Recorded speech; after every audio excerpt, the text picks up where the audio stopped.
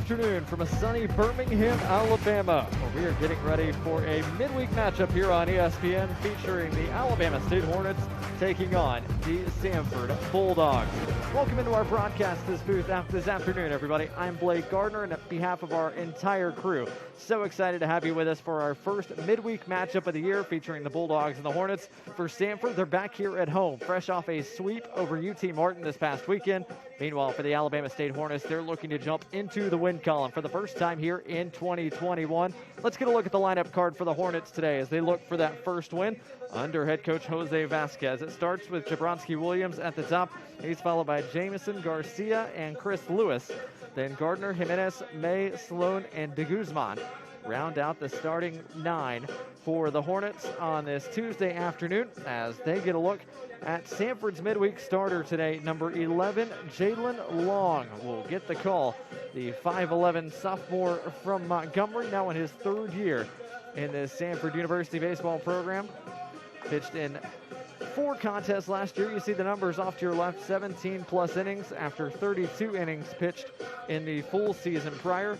Long expected to be one of the main midweek starters for the Bulldogs here in 2021. He gets his first opportunity in this afternoon's contest as we get a look at the Samford defense. Behind him, Ayrton Schaefer back at left. He's joined by Pinto and Crockett in the outfield. And then across the diamond, Will David, Taylor Garris, Brooks Carlson, and Sonny DeShera on the infield with Caden Dreyer. Occupying the catching duties today, Tyler McManus will handle the designated hitter role here at home for the Bulldogs on what has turned into an absolutely gorgeous Tuesday afternoon. 72 degrees here at first pitch, and not a cloud in the sky as we are just about ready to go. Home plate umpire Dustin Ragsdale gives us the go-ahead. And Jalen Long deals and fires the first pitch to Jabronsky Williams. And just like that, we are off and rolling here on ESPN. Glad to have you with us, Alabama State. 0-3 this past weekend, albeit against very stout competition. Hornets non-conference schedule is quite challenging for any team across the SWAC and required a little bit of rejiggering due to some cancellations, postponements. As this has popped up behind home plate, Dreyer gives it a look, but that's it. Hornets played 3 contests this past weekend against 3 separate opponents: Jacksonville State, Tennessee Tech, and Southern Illinois. All 3 of those in Jacksonville, Alabama, not too far from the Gamecocks' home campus.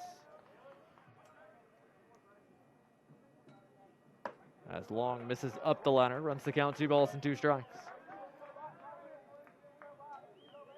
Hornets were competitive in the first 2 contests of the weekend, lost 5-3 to Jacksonville State and Tennessee Tech. But that final contest of the weekend, Southern Illinois handed them a 13-1 defeat. Hornets looking for their first base runner of the day. Payoff pitch due to Williams. And it's in there for called strike 3. Dreyer has to apply the tag, but Jalen Long's off to a good start. Now batting number 25, Trenton Jamison. Long paints the inside corner, and plate umpire Dustin Ragsdale gives it a call on strike 3, despite the fact that Dreyer didn't squeeze it all the way behind home plate. 1 gone for Trenton Jamison.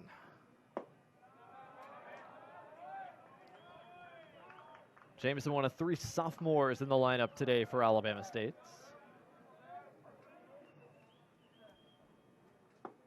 And he's quickly out front along 2 balls and no strikes. Jamison signed for second on the team in hits this past weekend, 3 for 12 at the plate. As he hits this one off the end of the bat towards first, DeShera is there. He goes to the bag himself for out number 2. Now batting is number 8, Santiago Garcia. So Jalen Long has retired the first 2 Hornets he has seen this afternoon. Base is empty for Santiago Garcia.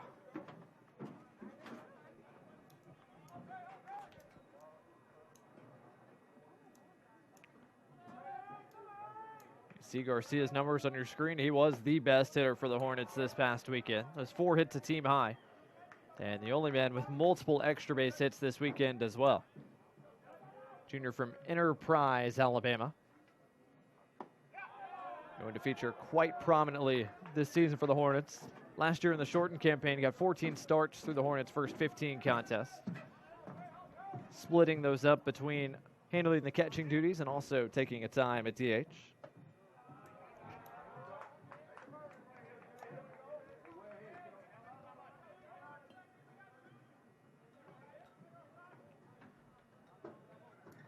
Two-one pitch on the way from Long. And it's up and away, 3 balls and a strike to Garcia. Garcia and Hunter May handle the catching duties for the Hornets. It's May who gets the start behind home plate in this one. As that catches the outside corner, we're full. Second full count, Jalen Long has worked here in the top of the first, but he's 1 pitch away from ending the inning. Instead, he misses off the plate, and the Hornets have a 2-out base runner.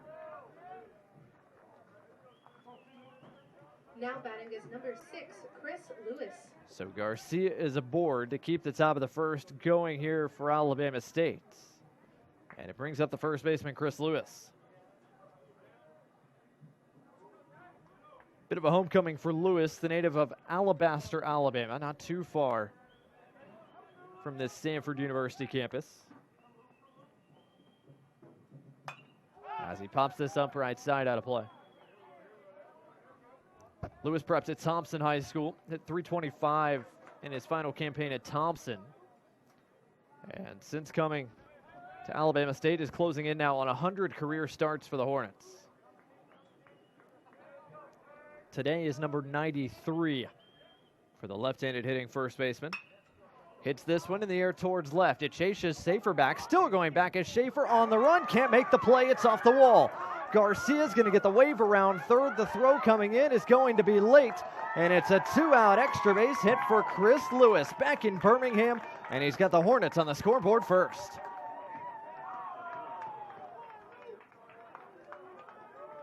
Now batting is number 22. How about that piece of hitting opposite field for Lewis, going the other way for his first extra base hit here in 2020. Thought Schaefer was going to have a chance to make a play, but he got turned around a bit and couldn't haul it in, approaching the wall. And Chris Lewis has the first hit of the afternoon. He's aboard at second for A.J. Gardner, who's got a chance to tack on to this Hornets lead now. Nice first pitch breaking ball from Long to get ahead.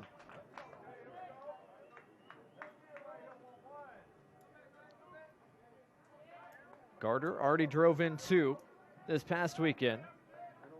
Know whether Alabama State Hornet did that in the 3 games this past Friday, Saturday, and Sunday.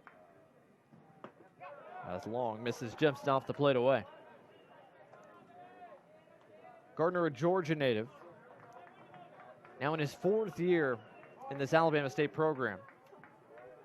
Listed as a redshirt sophomore after he sat out the 2019 campaign.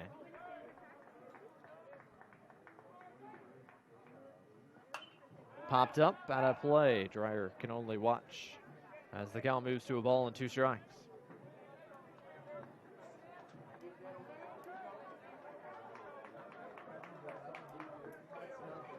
Long struck out Williams at the top of the lineup card. Got Jamison to ground out, but a 2-out walk to Santiago Garcia comes back to bite him.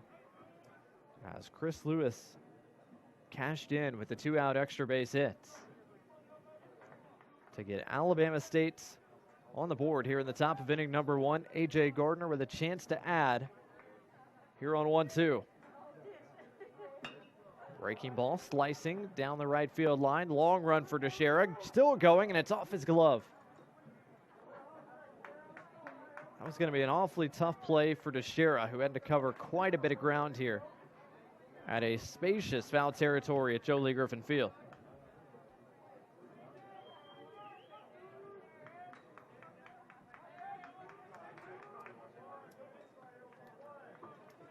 A.J. Gardner remains alive. Still a ball and 2 strikes.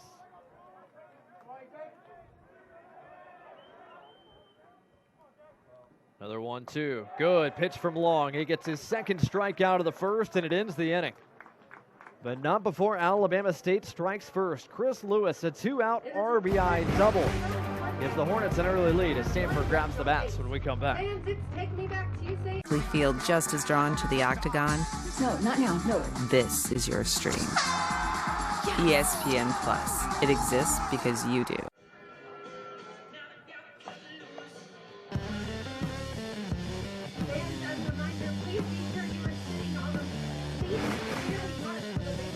Welcome back here to Birmingham, Alabama. Jolie Griffin Field, the site of our midweek matchup today between Alabama State and Samford. Hornets on the board first. Samford trying to answer that one run with one of their own here as we get a look at the Bulldogs lineup card on this Tuesday. And pretty similar to what we saw Samford use this past weekend. Max Pinto leads things off. He is followed by Brooks Carlson, Sonny DeShera, and Tyler McManus, Stryer, Crockett, Schaefer, Will David, and Taylor Garris round out the 9 for the Samford Bulldogs today as they get a look at Alabama State's midweek starter Ricardo Rivera. A sophomore left-hander gets the nod for Coach Vasquez on this Tuesday. Numbers off to the left side of your screen, the native of Puerto Rico. Made just 5 appearances in the shortened campaign last season. 2 of those were starts. Pretty solid numbers and a pretty small sample size. The last full season Rivera pitched for the Hornets, 2019, was his freshman campaign. He started 10 contests, finished with an ERA over 5. As you get a look at the Hornets defense behind him, Williams, we already talked about in left. He's joined by A.J. Gardner and Angel Jimenez in right, and then Jamison de Guzman, Sloan, and Lewis around the horn, with Hunter May handling the catching duties as he catches a first pitch strike from Ricardo Rivera to Max Pinto.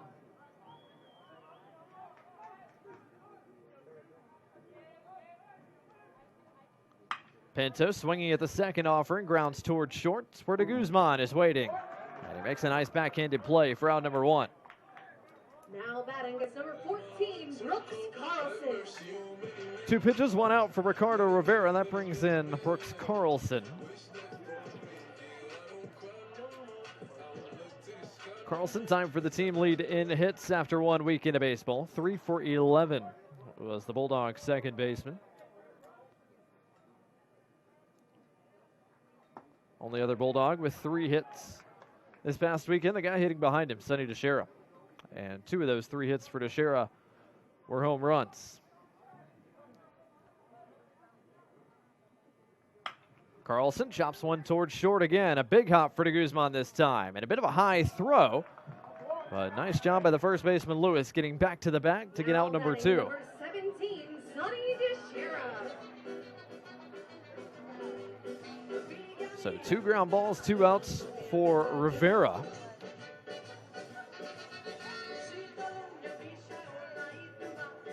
Good start for the southpaw on the mound. Trying to toss up a 0, keep his team's lead intact. Rivera's one previous appearance to this one came this past weekend against Jacksonville State, when 3 1/3 innings gave up 2 runs on just 1 hit. It was the 3 walks that hurt the most. In a game, Alabama State dropped 5-3 to the Gamecocks. As DeShera's out front to the southpaw, 2 balls and no strikes. Talked about it a little bit while Carlson was at the plate, but a nice weekend for Sonny DeShera. 2 home runs in as many games on Saturday and Sunday, which equaled the total that he had in 15 contests a year ago. Power, of course, no surprise. In his true freshman campaign back in 2019, he hit 21 bombs. And what turned into a SoCon Freshman of the Year season. Taking all the way on 3-0, takes a strike.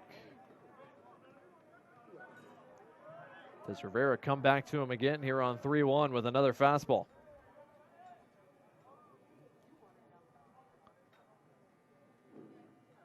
It is a fastball, but it misses inside. Oh, a late strike call from home plate umpire Dustin Ragsdale. Rarely do you see that called when the catcher is set up on the opposite side of the plate. Yeah, based on that looked in. Bit of a break on the mound for Rivera. Can he take advantage here on 3-2? He cannot. That's down and away, ball 4. Now batting So DeShera works a 2-out walk. Samford's got a base runner for Tyler McManus.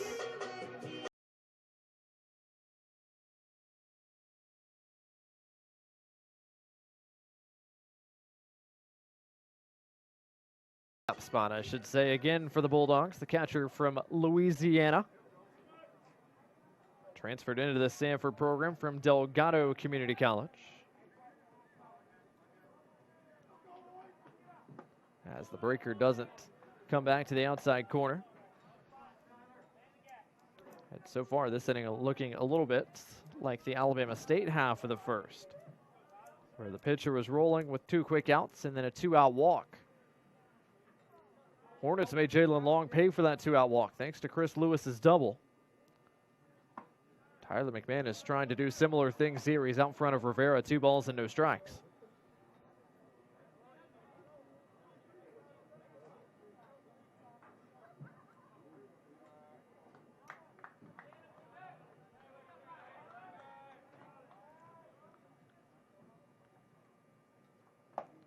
That fastball catches the zone. It's 2-1. Mentioned it earlier, 3 walks for Rivera in those 3 1/3 he tossed against the Gamecocks this past weekend. Last year as a sophomore, he threw 19 2/3 innings and walked 10.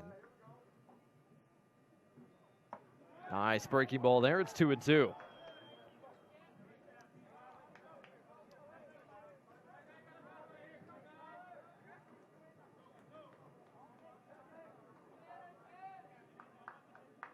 Teixeira, pretty short lead over at first. The Deuce's delivery from Ricardo Rivera. And McManus sends it into right center. Angel Jimenez is over. And he makes the catch to end the inning. So a 2-out walk does not come back to haunt Ricardo Rivera. Samford strands one. It's Alabama State on top through an inning complete here at Jolie Griffin Field.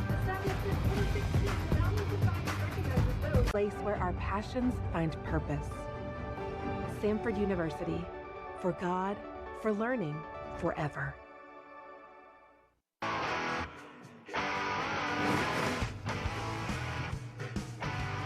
Welcome back to Jolie Griffin Field. Start to file in here and fill out the limited capacity bleachers here on this Samford University campus. This is a lovely day to get out of class and head straight to the ballpark. First time here in 2021, it has been over 70 degrees here in central Alabama. It was 72 at first pitch. It'll get a little chilly tonight, but hopefully we'll be done with things by the time that happens. As Long fires in a strike to get us going in the top of inning number 2. Angel Jimenez, who just made the play to end the bottom of the first, is the first hitter Long faces, and he's quickly in an 0-2 hole.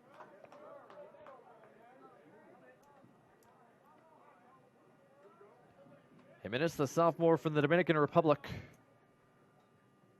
came to the States to play his high school baseball, Florida Prep, and committed to Alabama State, now in his 3rd year in the Hornets program in Montgomery. On 1-2, chops one towards third, that's foul.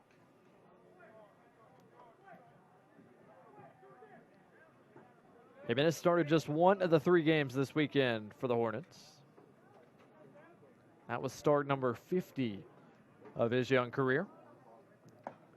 As Long spins the breaking ball out of the zone.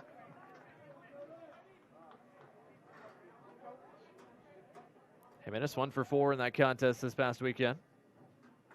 And he swings through a Jalen Long breaking ball. Already 3 strikeouts for the right-hander in the early going. Now batting is number 5, Hunter May. Long K'd up the first and the last hitters he saw in the first. And he starts the second with yet another strikeout. Great slider. Had Jimenez out front. There's the catcher Hunter May, who takes a called strike to get his AB going. Good sized kid is May, listed at 6'4". Hailing from the same hometown as Tyler McManus, the Samford designated hitter today, Slidell, Louisiana. McManus opted to go to the JUCO route before committing to Samford. May went straight to Alabama State. as both players made their way over from the Bayou to the Yellowhammer State. Long up 1-2.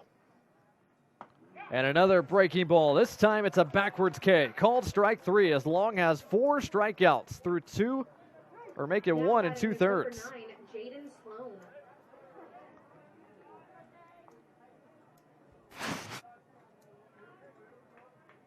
Jalen Long putting hitters away with the breaking ball. He got Jimenez to swing through it. He froze May with it. And first pitch swinging, Jaden Sloan towards third. What a barehanded play by David, but it's not in time to cut down the speedy Sloan. Can't fault the effort by David. He went barehand all the way, knowing it was his only shot to get Sloan, who was speeding down the first baseline.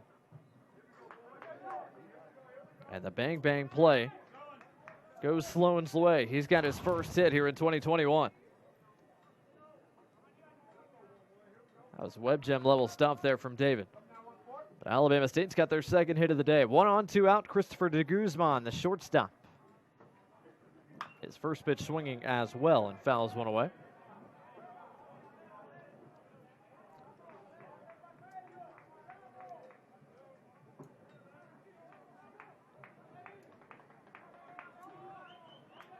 De Guzman, just the one hit this past weekend, as you saw there on your screen.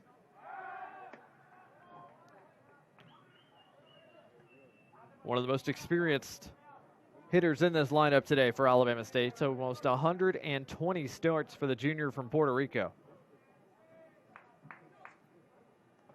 That's in the dirt. Good stop by Dreyer. Sloan thought about second before shuffling back to the first base bag.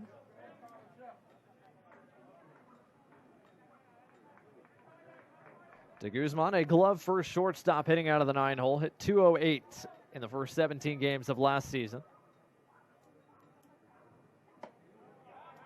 And he's down a ball and 2 strikes here Long. In the full sophomore campaign, De Guzman hit 257 in 187 official at-bats. Long, another check over at first to make sure Sloan is close by.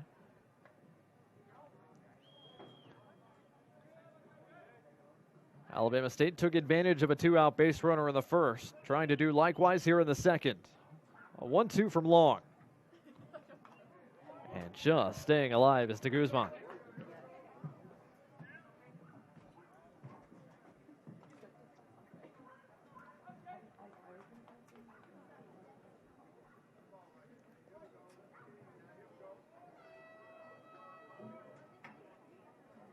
Already 4 strikeouts through the first 8 hitters faced for Long. And he almost hit De Guzman there. It scoots away from Dreyer to the screen. Sloan takes second as De Guzman tried to indicate to the home plate umpire that maybe that got him on the foot.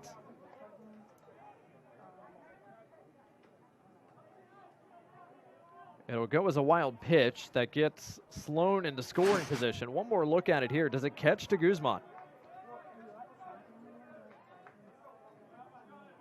Hard to tell there. Maybe the front foot. Home plate umpire Dustin Ragsdale didn't think so. The 2-2.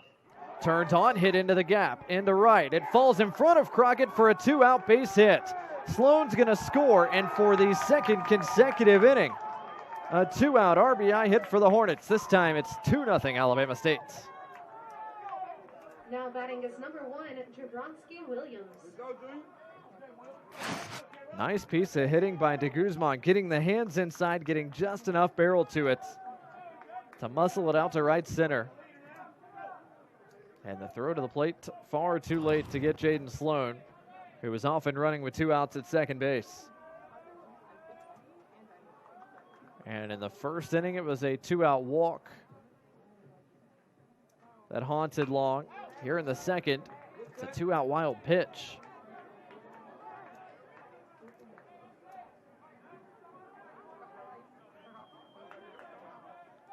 Two runs on 3 hits already for the Hornets. Back to the top of the lineup card, Jabronsky Williams trying to keep the frame rolling.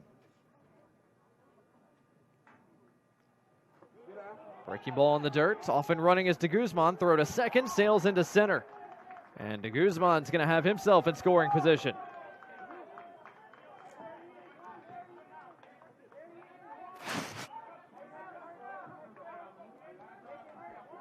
One more look at the throw. Dreyer, even if that's on the money, I think de Guzman got a good read on the dirt ball. He would have been in regardless. Can Jabronsky-Williams keep the two-out hitting theme rolling? As Long lost the breaking ball out of the grip.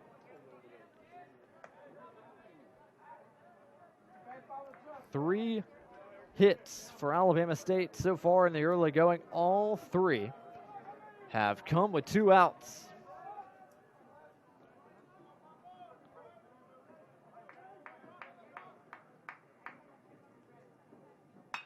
Williams hits it pretty well into left center. On the run, Schaefer towards the gap. Pinto as well. Neither will get there. It's off the wall. Another two-out hit for Alabama State. As Williams switches places with de Guzman, it's 3-0 Hornets. Way to go, Junior. The second time in as many innings we've seen a Hornets left-handed hitter go opposite field for extra bases. This time it's Jabronsky-Williams as he drives in his second of the campaign. And after adding one in the first, the Hornets have tacked on two more here in the second. And every bit of damage in the early stages coming with two outs. A half swing from Trenton Jamison starts his AB, his second against Jalen Long.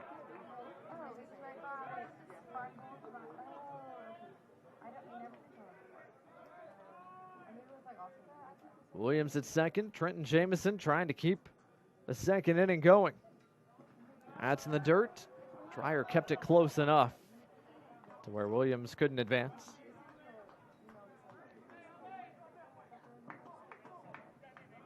But what an unbelievable job Alabama State has done so far in this game with two outs already in an inning.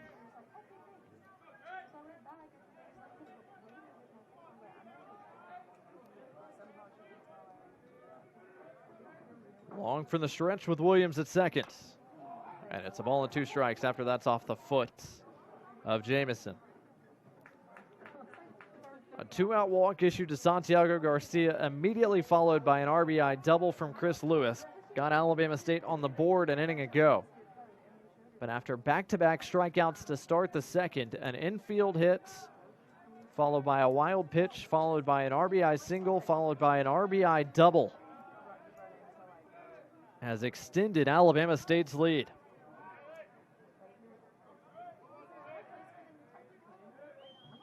A 1-2 from Long. Breaking ball hammered into center. Pinto going back to the track, to the wall. He's out of room. It's gone. The second home run of the year for Trenton Jamison. And Alabama State has blown it open here in the second. It's 5-0 Hornets.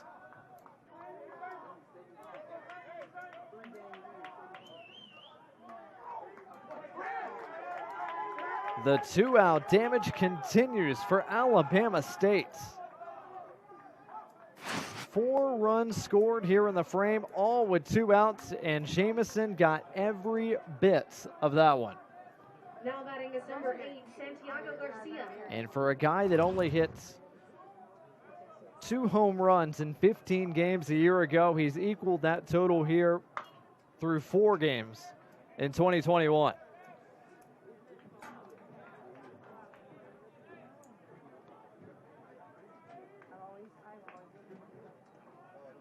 Bases clear. Santiago Garcia down 0-1 to Jalen Long. And now it's 0-2.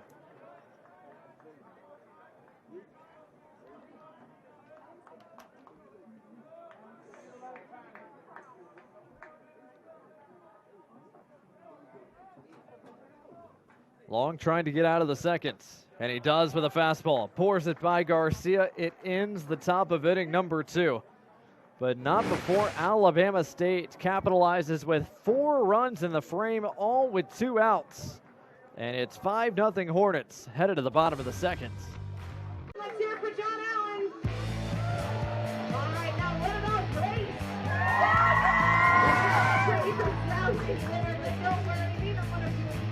Back here in the Birmingham, Alabama suburb of Homewood. Looks like the Samford President's Mansion off in the distance, which will have new inhabitants sometime this summer.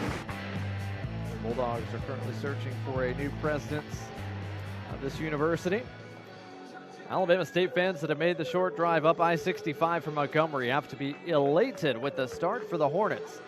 5 runs on 5 hits through the first 2 frames. Every run and hit so far for the Hornets has come with 2 outs. Now batting for your Bulldogs, number 24, And Ricardo Rivera back on the mound has been staked to a handful of runs here early on. 5, 6, and 7 due up in the Samford lineup card. Starts with Caden Dreyer. And Samford's offense is going to have a bit of work to do. Granted, plenty of outs left to work with.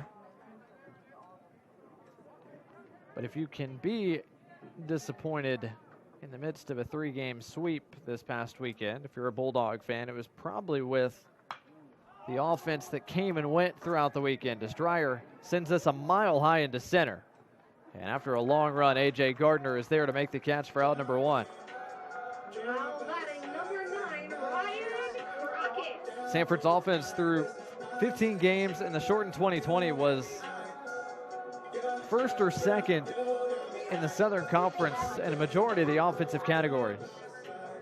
Against UT Martin, though, the Skyhawks pitching held the Bulldogs offense relatively in check. Samford with just 13 runs over the 3 games this weekend.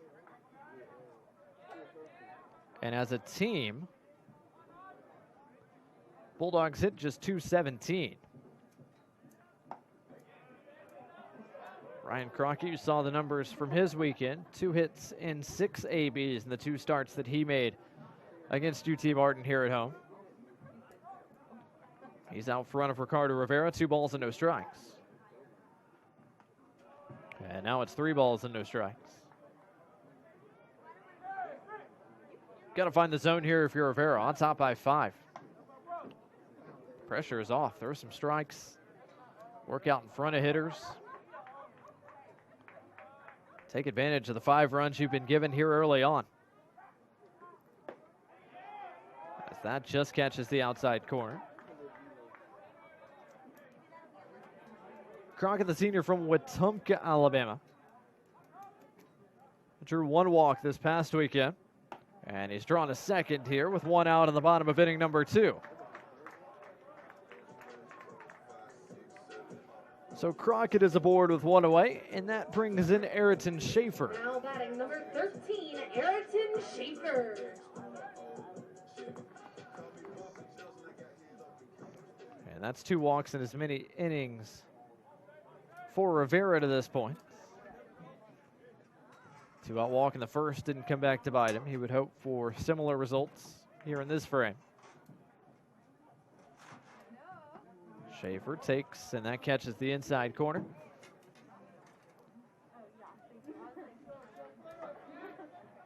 Schaefer, another experienced bat in the Samford lineup. Guy who's played in the bulk of the contest since coming onto campus back in 2017. And he hits this one high in the air towards right. Coming on is Jimenez. And into the shadows, he makes the catch for out number 2.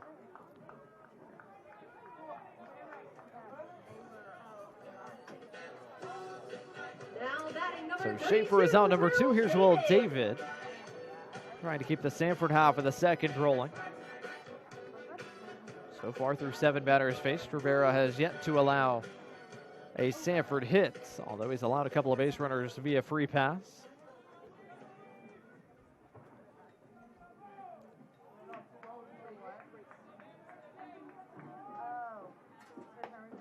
Will David, a guy who's listed on the Samford roster card as a catcher. The last couple of seasons, he's made the bulk of his appearances at third base. Spot he's really locked down since breaking out the early part of the 2020 campaign.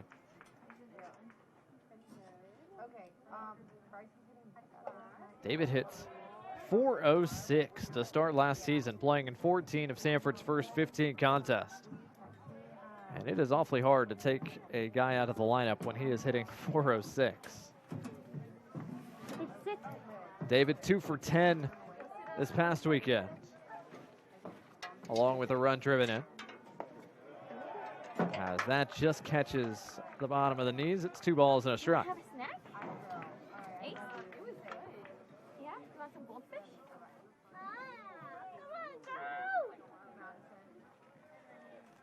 Crockett the runner at first, 2 down here in the second. A 2-1 offering due to Will David. And it's 3 balls and a strike. That might have been a strike, but it's awfully hard to get that called if you're Hunter May behind home plate, if you're having to go from one side of the dish to the other and still try to keep it decently framed for home plate umpire Dustin Ragsdale. 3-1 from Rivera. And that's outside, ball 4. So a pair of walks issued here in the frame by Rivera. Samford's got their first man in scoring position. Crockett at second, Will David at first. And the senior shortstop Taylor Garris with a chance to perhaps cut into this 5-run deficit.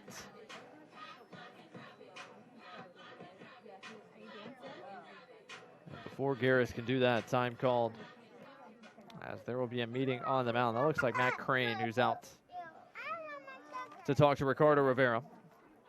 Crane, the assistant coach and pitching coach for Alabama State. Jose Vasquez, the head coach of the Hornets, now in his 5th year at the helm of this Hornets program. He's joined by Drew Clark, Terrell McCall, Trey Mitchell, and of course Crane, who makes the visits relatively quick.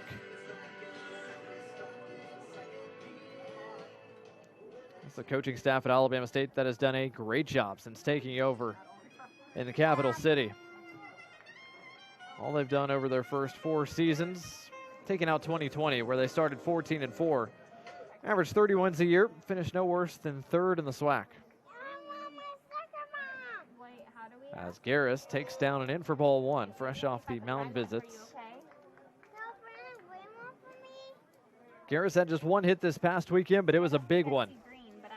RBI single in Saturday's contest that flipped a Samford deficit into a Samford lead in the bottom of the 8th. And that hits him in the back. So 2 walks and now a hit batsman have loaded the bases for the Bulldogs offense. And for Garris, that's already the 2nd time this year he's been hit by a pitch. One more look now. Right in the back of that left leg. That'll feel nice and good on the hamstring tomorrow. So the bases full of Bulldogs, 2 outs. Back to the top of the lineup card for Max Pinto, who has a chance to get Samford not 1, but maybe 2 runs here with a hit.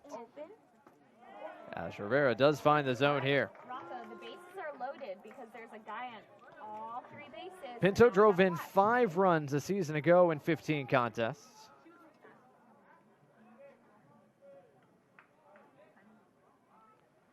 0-1 from Rivera. He evens up the count.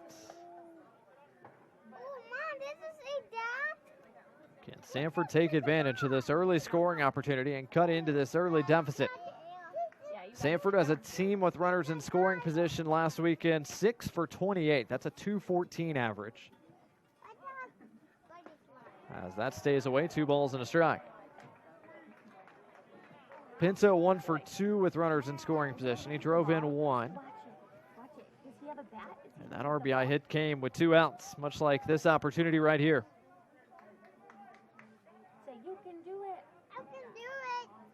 2-1 to Pinto. On the ground, 3rd base side. Nice play at the hot corner by Jamison, but he can't win the race to the bag at 3rd. Everybody's safe, and Samford's on the board. It was Leland Hollis who made the call from the middle of the diamond, and we'll get one more look at it here. Wow, awfully close. Hard to tell from that angle whether Jamison got to the back part of the bag before David got there. But the bang-bang call goes Samford's way. Gets the Bulldogs on the board as Jose Vasquez continues to have discourse with the umpire close to the 3rd base line. One more look. if Jamison got there with that long stretch with that left leg, then I think he got there first. But it was just hard to tell from that angle whether that big stride got him to the bag. Umpire Leland Hollis would have a better view than we did. And he said Will Davis won the race. So David is safe at third. Garris at second, Pinto at first, Brooks Carlson with a huge chance to cut into this deficit further. First pitch fastball splits the heart of the plate. Samford's 5-run deficit is now 4. And their best hitter is in the box. Brooks Carlson, a preseason All-American selection. And a guy who has driven in his fair share of runs in Samford Navy in red to this point. Okay. Let's sit down. Let's see if you can hit the ball.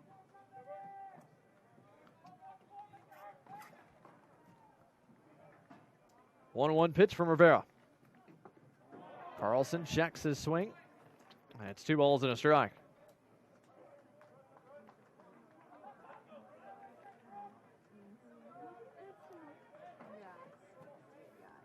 Big spot here for Ricardo Rivera. A jam, much of his own doing.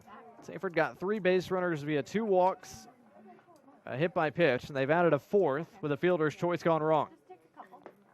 And that is a called strike 2, and a big pitch there by Rivera. Borderline call goes his way.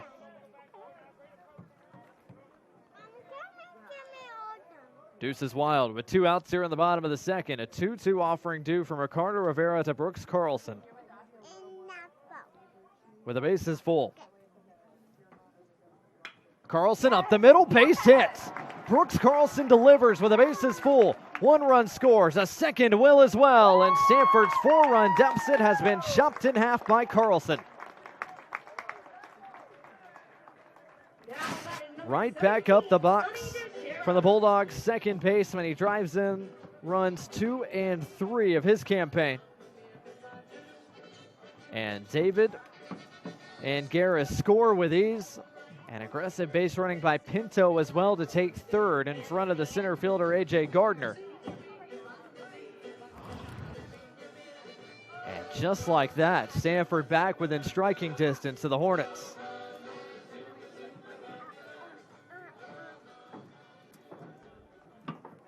And much like we saw in the top of the frame, Samford doing damage with 2 outs already in the inning. Sonny DeShera can add on here with runners on the corners. And DeShera, a guy with serious pop, as we already talked about. A home run on Saturday, a home run on Sunday for the Samford first baseman. He's got Pinto with third, Carlson at first. And a nice pitch by Rivera to even up the counts.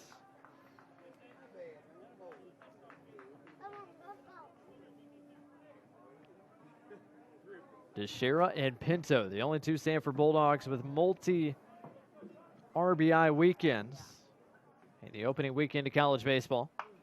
And DeShera hits this on the ground right side. Nice play moving to the glove hand side by Sloan. And he makes the play at first to end the bottom of the second. But not before Samford tacks on 3 runs to chop what was a 5-run deficit to just a pair. We head to the third when we come back. This is the best of the how good is this kid?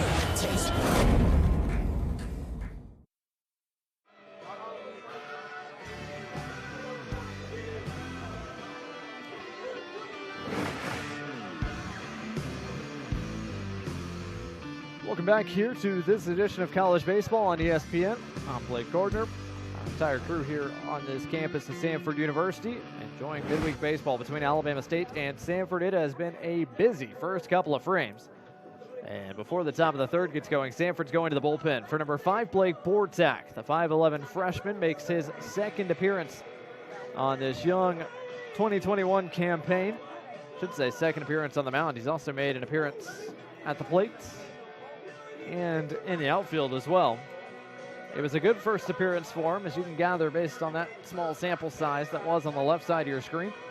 2 innings of work, scoreless baseball against the UT Martin Skyhawks 3 days ago. And a game Samford won 5-4 on a Saturday afternoon. And Jalen Long's short stint comes to a close. 2 innings of pitching for Samford. He struck out 5 and walked just 1, but 5 earned runs on 5 hits. Every hit and run coming with 2 outs in a frame. And he leaves on a losing side of a 5-3 scoreline right now as Bortak fires, and the first pitch he delivers is fouled off by Chris Lewis, who got the Alabama State scoring started in the first. Is he going to hit the ball with the bat? Look at it. Is he going to hit the ball? Nice breaking ball from Bortak. It's quickly 0-2.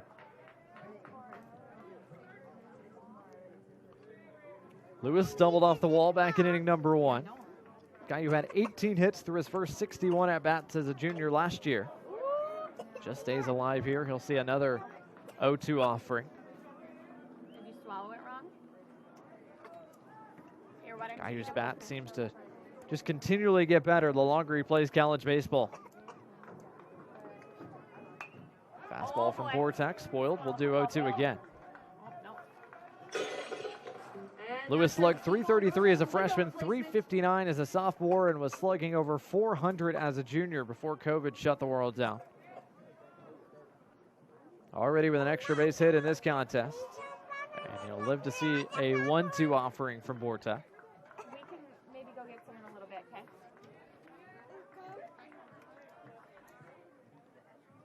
1-2 pitch. Swing and a miss. Bortak with a wipeout breaking ball for out number 1. Yeah, please. Lefty on lefty. That is a tough pitch for Chris Lewis. And he could only wave at it. Bortak's got his second career strikeouts of his young college baseball life. As his fastball misses inside to A.J. Gardner to start the at-bat to the Alabama State center fielder.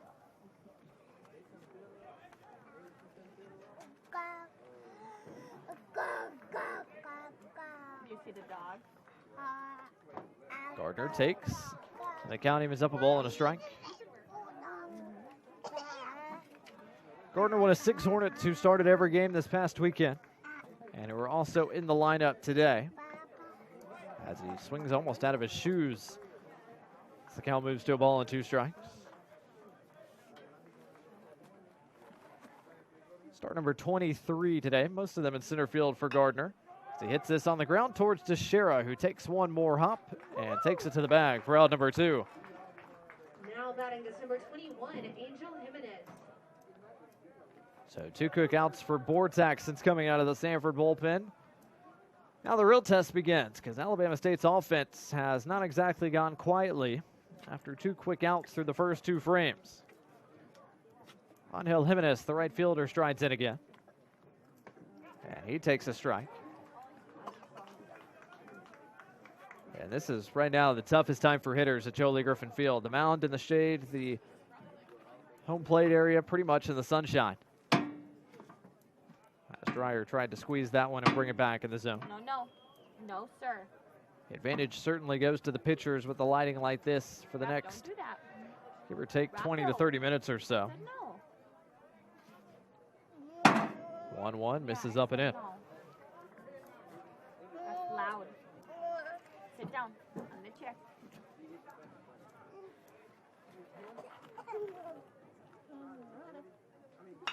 That's hit hard on the ground. Shortstop Garris off his glove.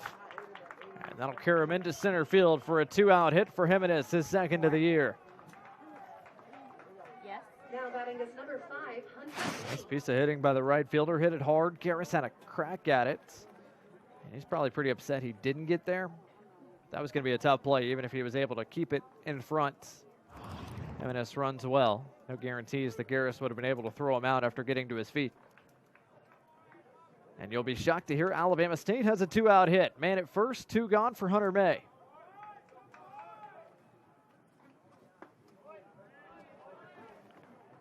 Fastball dots the outside part of the plate to the Alabama State catcher.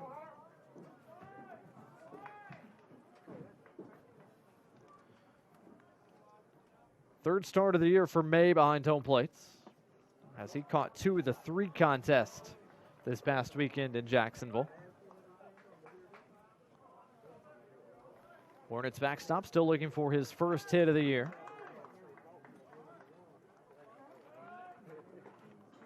Speaking of backstops, looks like Caden Dreyer's got to restring the pocket of his catcher's mitt for a second there. Mine. Say mine.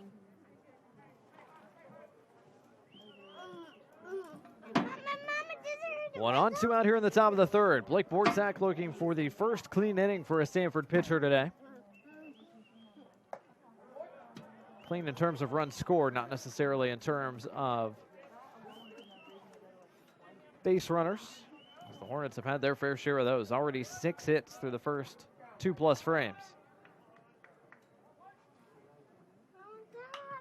2-1.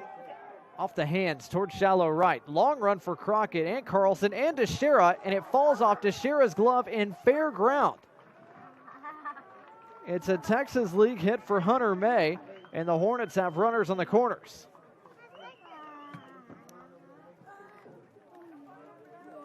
And time called as Samford head coach Casey Dunn will make his way out to the mound. It was a long run for Carlson, Teixeira, and Crockett. And in the end, none of the Bulldogs could get there. It was Teixeira who got a piece of leather to it. But Teixeira couldn't make the play. Carlson couldn't quite get there. And Alabama State's top of the third continues. 7 hits now for Alabama State, and every single one of them have come with 2 outs. And they've come in all shapes and sizes as well. First hit of the year for Hunter May. He's not complaining. That goes in the book as a frozen rope single if you're looking at it on the scorecard. And one more look here as Teixeira got turned around and looked like he was hoping someone was going to be able to call him off as he didn't have the best view of it. Carlson had a much better view but couldn't get there, and Crockett had way too far to go out and right. So Jimenez at third, May at first. Jaden Sloan, the true freshman, with a chance to add on to Alabama State's lead. Big cuts, but he comes up empty. It's 0-1.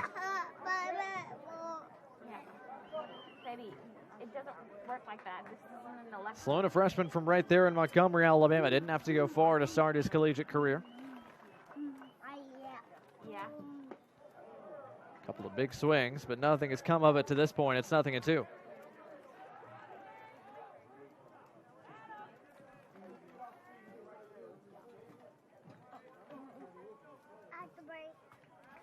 Borczak trying to pitch around some traffic here in the third as the breaking ball is up and away.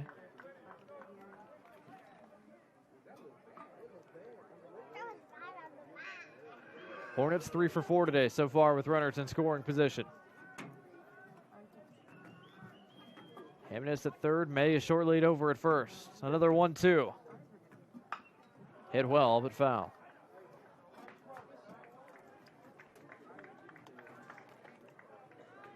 Inning started with a strikeout and a ground out, but since then, back-to-back hits. One up the middle and one into shallow right have kept the inning alive for the Hornets offense. Fastball off the fist towards second, where Brooks Carlson is there. And he makes the play to end the inning. Blake Borczak comes out of the Samford bullpen, keeps the Hornets off the scoreboard in the third. It's a 2-run game, headed to the bottom half when we come back.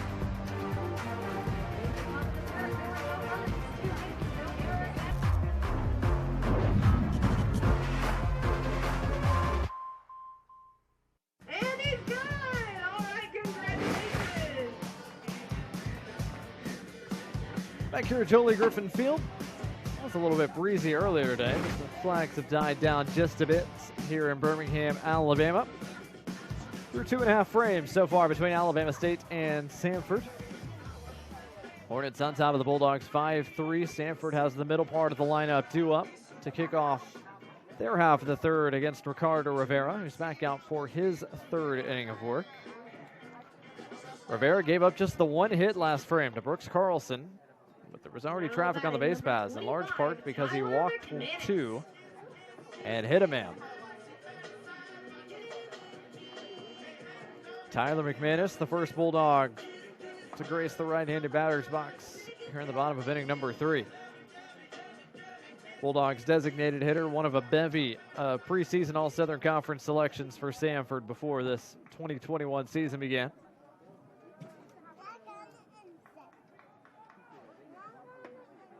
McManus came over from JUCO, immediately made an impact with his bats. Was off to a great start offensively. Hit 4 home runs, drove in 11 in just 9 contests while hitting over 400. Had a tougher weekend at the plate this past weekend. He's now 2 for his first 12 on this campaign.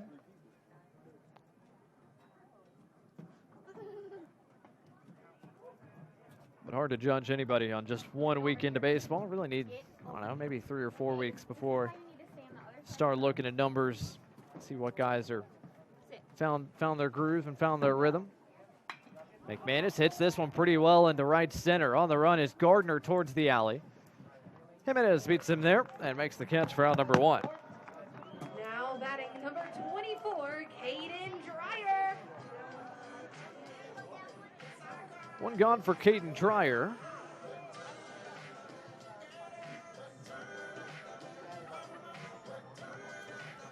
As Rivera's off to a good start here in the 3rd. Dreyer, the sophomore from Brentwood, Tennessee, who had 15 hits in as many games a year ago.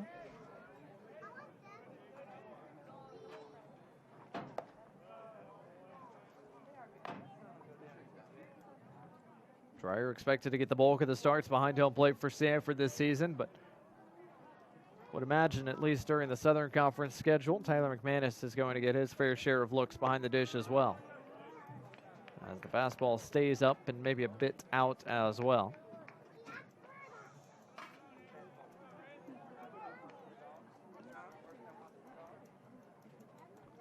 2-0 pitch to Dreyer, up high as well. 3 balls and no strikes.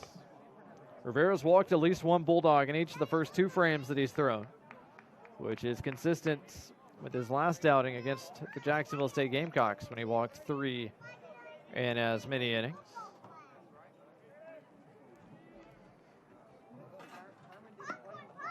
And he walks Caden Dreyer on 4 straight pitches.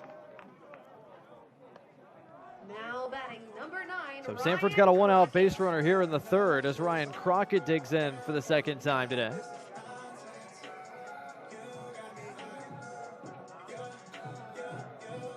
And Ricardo Rivera, the former SWAC freshman of the year, had trouble with command at times early on in this campaign. Guy that really doesn't have that in his profile.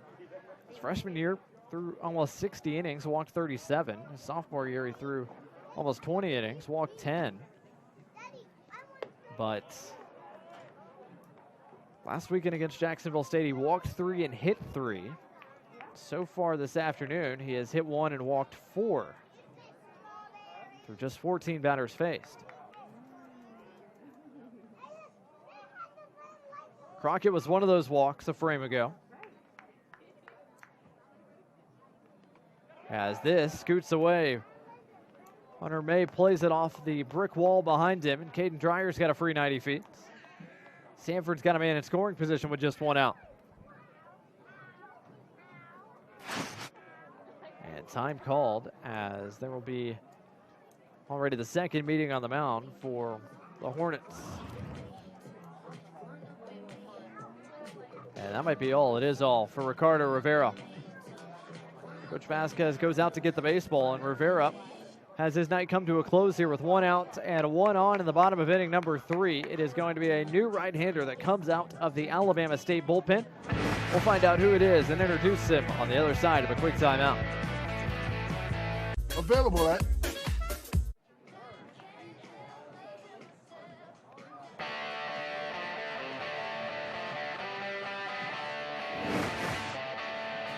Welcome back to Birmingham, Alabama. 1 on, 1 out here in the bottom of the 3rd, and Alabama State has gone to their bullpen for the first time this evening, as Ricardo Rivera's day comes to a close after 2 1/3 innings pitched and 14 hitters faced. The new Hornet right-hander is number 29, Jordan Gold, 6'2" junior from Harrisburg, Illinois. Transferred into this Alabama State program from Southeastern Illinois College. Appeared in just 3 games a season ago. This is his second appearance here in 2021 after tossing an inning of 2-run baseball 3 days ago against Tennessee Tech. So it's Jordan Gould who takes over with Caden Dreyer at second and a 2-0 count to Samford right fielder Ryan Crockett.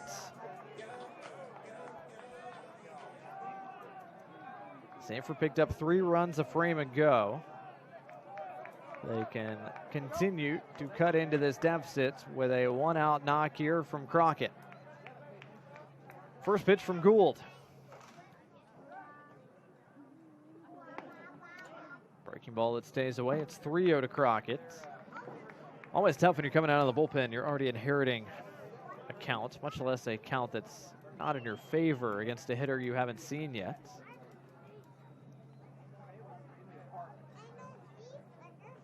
Crockett's already walked once today. He's 1 pitch away from doing the same thing again in as many innings. And that breaking ball misses as well. So Crockett has drawn 2 free passes in this contest already. Samford's got a pair of base runners for Ayrton Schaefer. Ayrton Schaefer.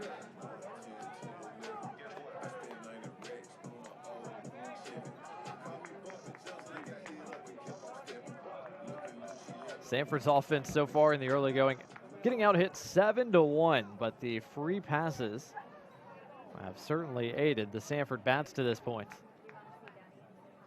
Alabama State has issued 5 combined walks and hit a man. As Schaefer takes a big breaking ball at 76 on the gun for strike 1.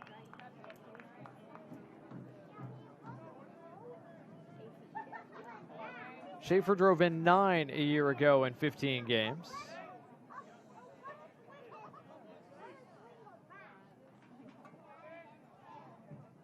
As the 0-1 is popped up, right side foul ground, playable for Chris Lewis, who makes the catch for out number 2. Now batting number 32. So Schaefer can't take advantage with 2 on.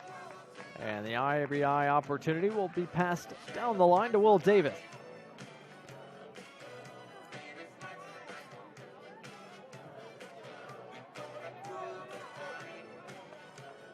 David had just 1 opportunity with runners in scoring position last weekend. One that he could not cash in on.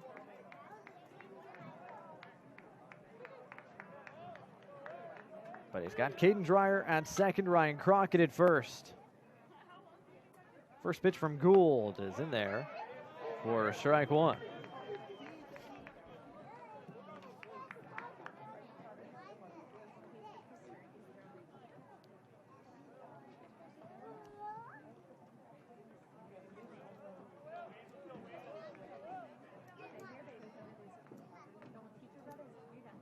Oh, 1. David hits it pretty well into right, but not too far to go for Angel Guzman. And he makes the catch to end the bottom of the 3rd. Samford strands a pair. Good job by Gould coming out of the bullpen to work out of trouble. It's the Hornets by 2, headed to the 4th when we return. Wants to leave behind a lasting legacy. Guess what?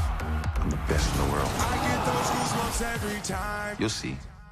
Bulldogs number 41, Gene Hurst.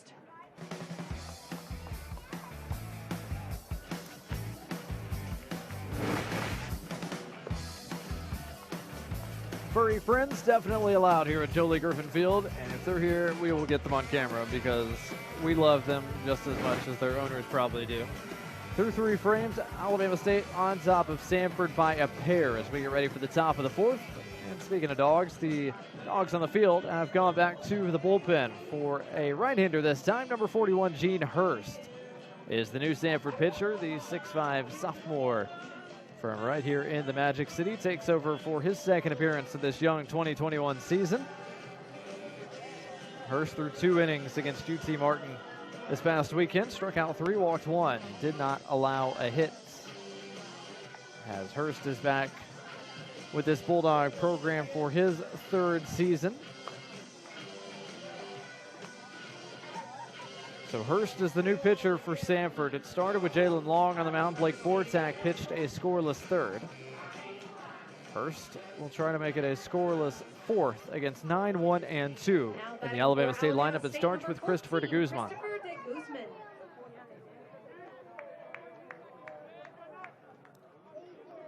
De Guzman already with an RBI hit to his credit.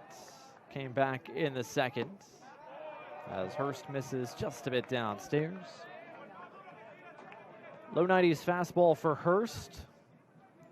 First delivery hit 89 on the gun. That one at 90 as it's fouled away.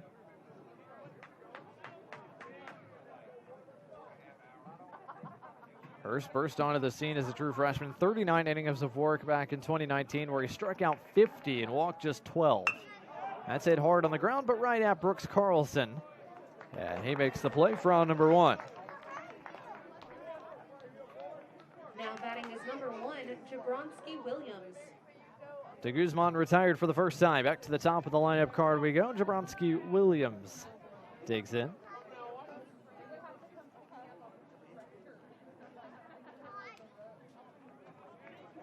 Williams, the junior from Troy, Alabama, transferred into this Hornets program from Wallace-Selma Community College, and he's got himself a hit right here, his second of the day. As that one hops Ryan Crockett in right.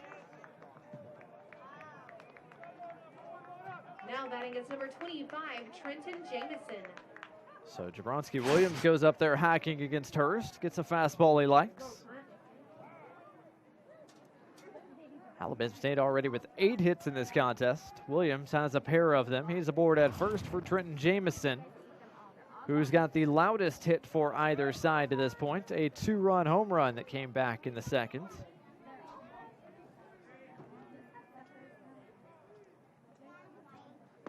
And Hurst starts him with a breaking ball for strike 1.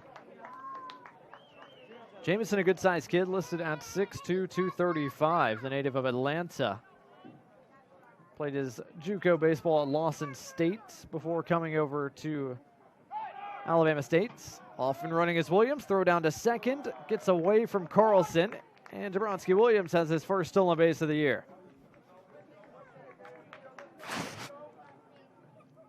Williams didn't get a great jump. And if Carlson can handle the throw, Williams is probably out. But Carlson could not. And Alabama State's got him in scoring position for Jamison now.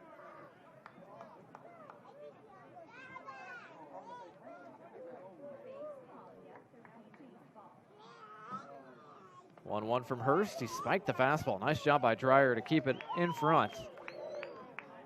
As a catcher, I feel like those are the toughest ones to handle. If you can handle breaking balls, you kind of have a sense they're going to be low.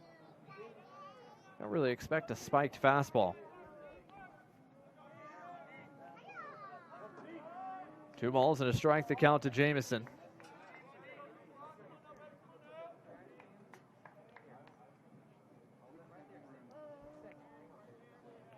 Time called. Hurst and Dreyer going to get a fresh set of signs from the Samford dugout. Jamison drove in 20 in his freshman year at Lawson State before coming over to Alabama State. As the slider stays away, Dreyer to his knees again. In the shortened 2020, Jamison drove in 13 in 13 starts. Was a one-time SWAC hitter of the week honoree in that shortened campaign. Alabama State was off to a great start, much like Samford. Hornets were 14-4. As Jamison hammers this one into left. Schaefer's not going to get there. It one hops against the fence. And Alabama State is going to have their 6th run of the evening as Jamison is head first into second with a 1-out double. And how about the night Trenton Jamison is having so far? A 2-run home run backed up with an RBI double. Jabronsky Williams scored with ease. And Jamison had to hustle, but he got into second base with a little bit of effort.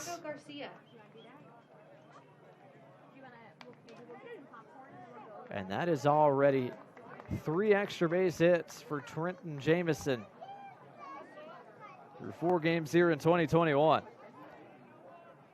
He and Williams trade places. Santiago Garcia now against Hurst, as Hurst just misses off the outside corner.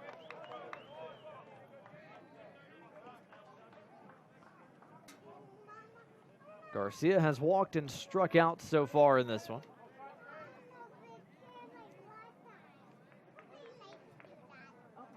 And he chases a high fastball there.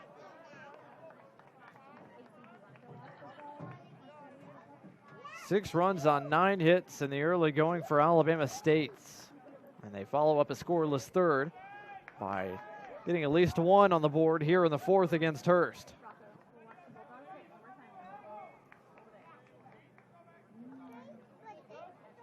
One up the middle. One hops Brooks Carlson playing behind the bag, and he makes the play as Garcia is retired for a second time tonight.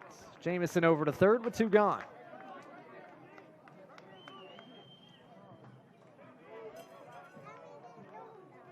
First looked like he almost could have made the play on the soft line drive. Now batting is number 6. Let it get by him. Carlson was shifted over that direction and made the play anyways. Here's Chris Lewis, another man who's already driven in 1 today. And Lewis takes a called strike 1. Really, an offensive inning doesn't start until Alabama State's already got 2 outs in the frame. In fact, that RBI hit for Trenton Jamison was the first run driven in without 2 outs in a frame. This one does come with 2 outs in a frame. Chris Lewis delivers again, and Alabama State is on top by 4.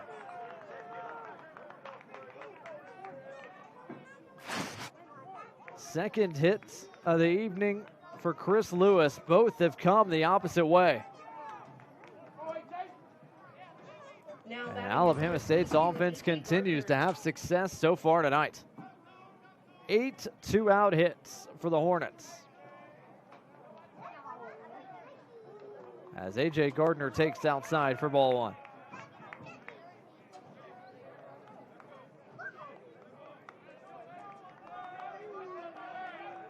Gardner, one of the few Hornets who has not jumped in the hit column just yet. In fact, he and Santiago Garcia, the only Hornets who have been held hitless so far, as that's powered out of play.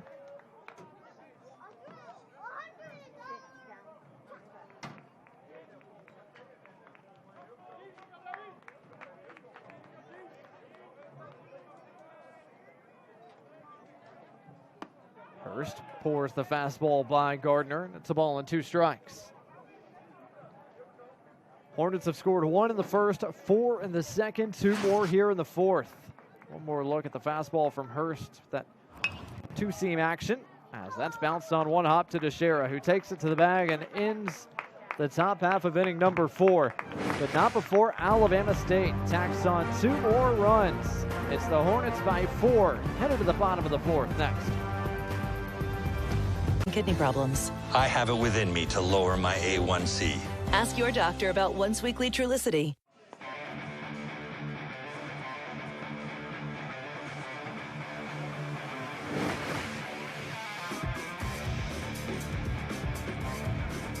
Three and a half innings gone so far from Jolie Griffin Field. Welcome back to Birmingham, Alabama. This edition of college baseball here on ESPN. Alabama State, the Hornets offense, the story of the night so far. 7 runs on 10 hits. And all but one of those runs coming with 2 outs. Samford's offense cut into the deficit with 3 runs scored in the bottom of the second, but they've got more work to do here in the fourth, as Taylor Garris out of the 9 slot will lead things off for the Bulldogs. Jordan Gould back out for his second inning of work out of the Hornets bullpen after he came on in relief of Ricardo Rivera. Rivera's night comes to a close after 2 1/3 innings of work. He is officially charged with all 3 runs Samford scored, 3 earned on just the 1 hit, but he walked 4 and hit a man.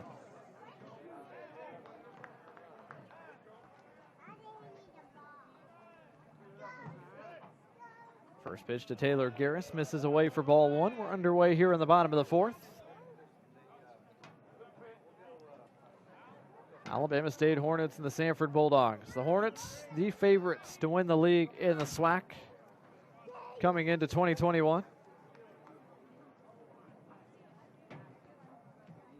Jose Vasquez's club once again favored to run through the SWAC and earn another berth in the SWAC championship game. As Garris takes on the corner, evens it up. At a ball and a strike. Alabama State opened last year 14-4 and pretty much brings back every player from last year's club.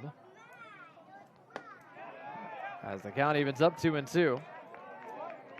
The offense certainly was there for the Hornets. The biggest difference between them and most of the SWAC in the early part of last year was the pitching. A 3.12 team ERA was far and away the best in that league. As Garris hits this one into right center, Jimenez back a couple of steps, makes the catch for out number 1. Now batting number 2, Max Pinto. Good work from Gould since coming out of the bullpen. He has retired 3 of the first 4 Samford hitters he's seen, and that includes Milwaukee issued to Ryan Crockett after he inherited a 2-0 count. Back to the top of the lineup card, here's Max Pinto. As Pinto takes a fastball in there for strike 1. Samford, of course, one of the favorites in the Southern Conference, if not the outright favorites. Bulldogs return almost every important piece from last season, much like the Hornets. As Pinto takes a big cut at a breaking ball, but doesn't connect.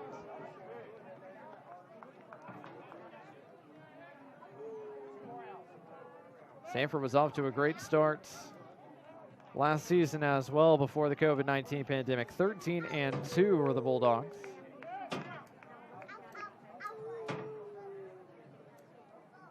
Oh-2 fastball misses up and away. These two teams didn't get to play last year. Their first contest on the schedule was March 24th, about 2 weeks too late.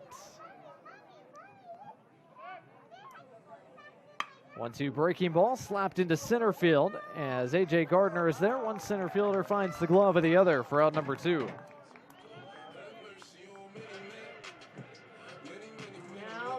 So a pair of fly ball outs to start the Samford half of the 4th. Bases empty for Brooks Carlson, who has the only Samford hit of the day to this point.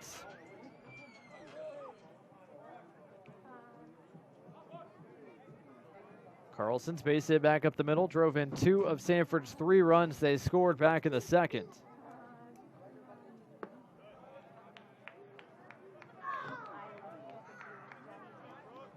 As Carlson is now tied for the team high in runs driven in with 3 so far through 4 games.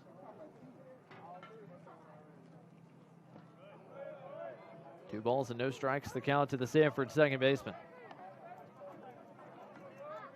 Hornets out hitting the Bulldogs so far tonight, 10-1. Big reason why they're on top by 4 in the run column. That does catch the outside corner.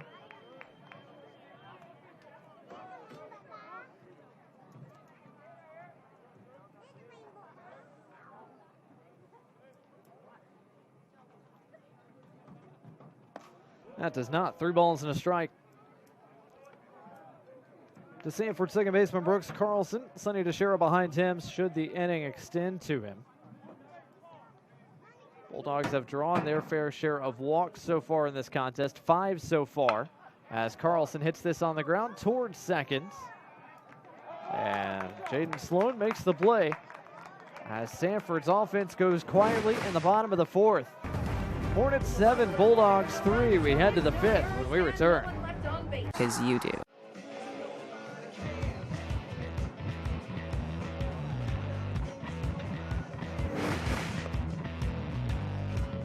Four innings gone from Jolie Griffin Field. The sun continues to set down the right field line. So far tonight, Alabama State has been in control of bulk of the evening. As they get ready to grab the bats once more, they will see a new right-hander on the mound for Samford, their 4th of the evening. It started with Jalen Long, then Blake Bortak, then Gene Hurst. Now it is Jacob Cravey, the true freshman from Andalusia, listed at 6'6". Cravey makes his collegiate debut here on this Tuesday evening. One of the top 10 right-handed arms in the state of Alabama, as rated by Perfect Game. Former star at Andalusia High School. Gets to take the mound here at home for the first time in his college baseball career. 6, 7, and 8 due up for the Alabama State Hornets. Starts with Angel Jimenez.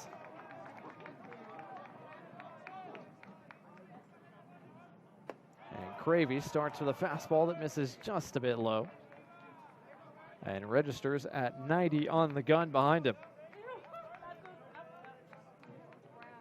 Alabama State's offense has been held out of the run column in just one inning so far today. That was inning number 3, as Blake Bortak tossed up a scoreless third. Outside of that, the Hornets have found some success against this Samford pitching staff. Cravey, a nice changeup. A little bit of arm side run with it, too. It's a ball and 2 strikes. See if he goes back to that to try to put away Jimenez. He does, but he spikes it. 2-2 the count to Angel Jimenez, who already has 1 hit today, and that came in his last plate appearance back in the 3rd. Cravey looking for his first collegiate strikeout here on 2-2. Jimenez fouls it away. He stays alive.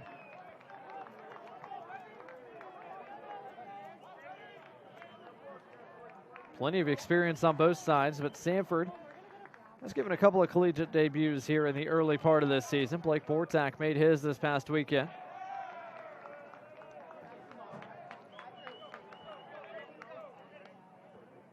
On the mound at least, and in left field, saw Colton Ledbetter a couple of times this past weekend.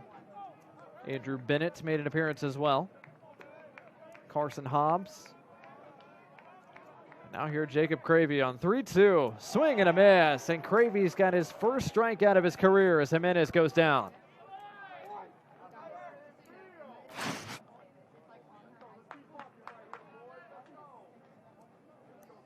Jimenez is down for the 2nd time this evening.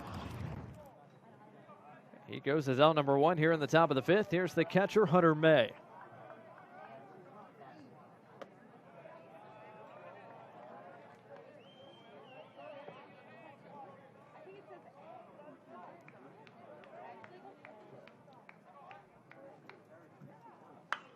May pops this one up, right side, foul ground. DeShera might have a chance, but in the end, it tails away from him out of play.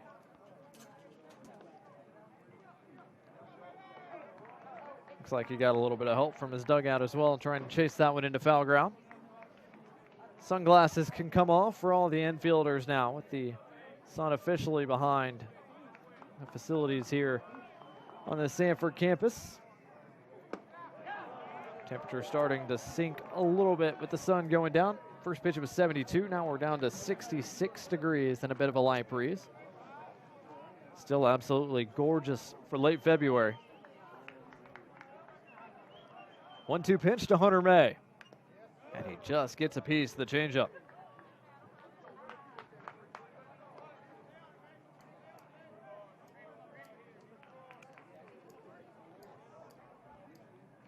May picked up his first hit of 2021 in his last plate appearance back in the 3rd. May spins the breaking ball in the dirt.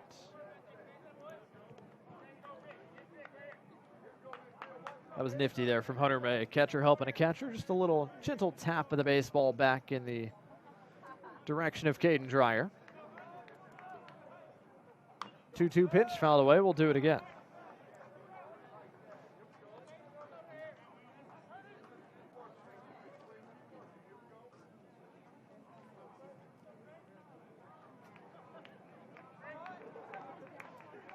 Cravey looking for a second strikeout to start the top of the 5th. Breaking ball on the ground. Will David is there to gobble it up. And he makes the throw across for out number 2.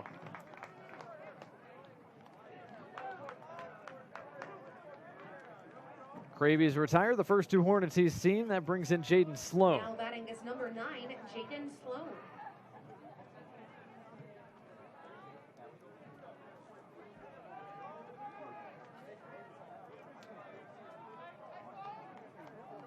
Sloan listed at 5'6".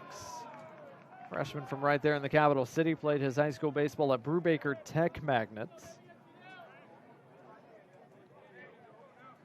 Came to Alabama State's campus a year ago, played in 7 games, started one of them, 1 for 9 in 9 official at-bats. Hammers this one towards right center. That's a base hit, might be extra bases. Crockett over to cut it off, and he's able to hold Jaden Sloan to just a single, but it's another 2-out hit for the Hornets. Now that's number 14, Christopher de Guzman. Good piece of hitting by the second baseman. Thought he might try to take 2 with 2 outs already, but credit the hustle of Crockett, who got over to the alley in a hurry. Inning extends to Christopher de Guzman. Hornet shortstop looking for his second hit of the evening. Changeup misses up and away.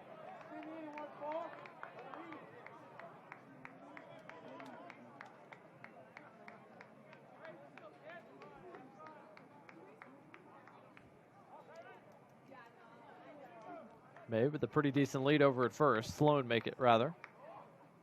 Not going anywhere as de Guzman lifts this into left center. Long run for Pinto. Still going, can't get there. That rolls up against the track. Schaefer comes up with it. Around third is Sloan. He's going to score without a throw, and it's a 2-out RBI double for Christopher de Guzman. And Alabama State with yet another 2-out RBI hit.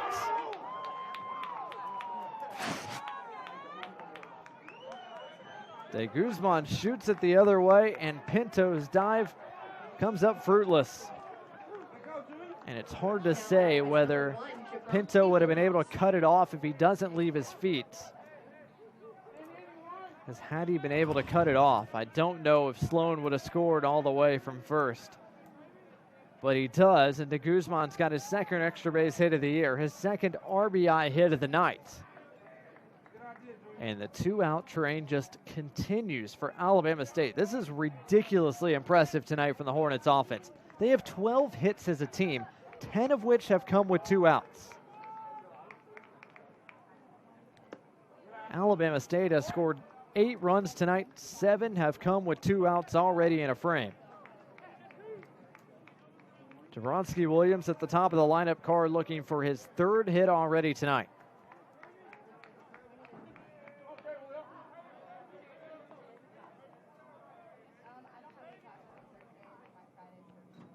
1-0 from Cravey. Inside corner, it's even.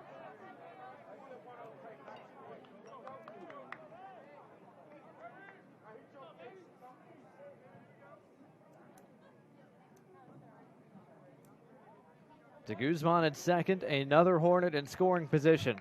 This is the 9th RBI chance for the Hornets offense this evening. As the count moves to 2 balls and a strike to Williams.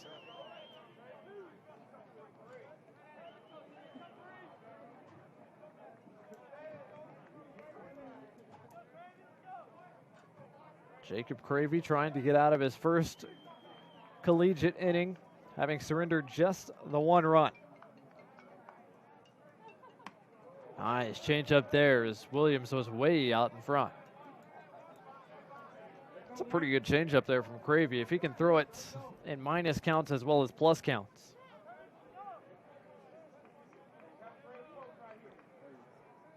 Deuce's delivery due to Williams. Runner at second, 2 outs. A 2-2 pitch from Cravey to Jabronsky Williams. Swing and a miss. Back-to-back changeups from Cravey get him out of the top of the 5th. But not before Alabama State tacks on another. A 2-out double from Christopher de Guzman extends Alabama State's lead to 5. We're halfway home from Jolie Griffin Field. I have it within me to lower my A1C. Ask your doctor about once-weekly Trulicity.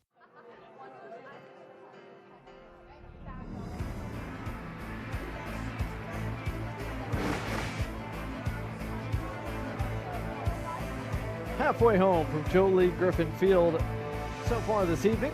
Welcome back to Birmingham, Alabama. I'm Blake Gardner on behalf of our entire crew. Happy to have you with us here on ESPN Plus for this Yellowhammer State battle between Alabama State and Samford. So far, Alabama State's offense, particularly their two-out offense, has been the story of the night. It's the Hornets by 5. As we get ready for the Samford half of the 5th. Jordan Gould back out for another inning of work out of the Hornets bullpen. You'll see 3, 4, and 5 in the Samford lineup that starts with Sonny DeShera. Will be followed by Tyler McManus and Caden Dreyer. Samford Bulldogs, number 17, Sonny DeShera.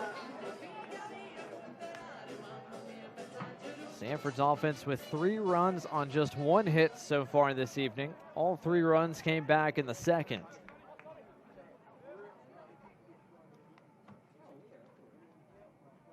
First pitch hacking is DeShera. He comes up empty on a fastball that's tagged at 87 on the gun. DeShera walked back in the first. Only time he's been aboard so far in this one. So far, really so good out of the pen for the junior from Harrisburg, Illinois, Jordan Gould, who logged just 7 1/3 innings last year. In 3 games, one of those was a start back in the shortened 2020. If I were Jordan Gould, I'd be prepped for much more work here in 2021. Gould threw an inning this past weekend. He's already thrown an inning and 2/3 here in this contest. As he evens up the count with DeShera, 2-2.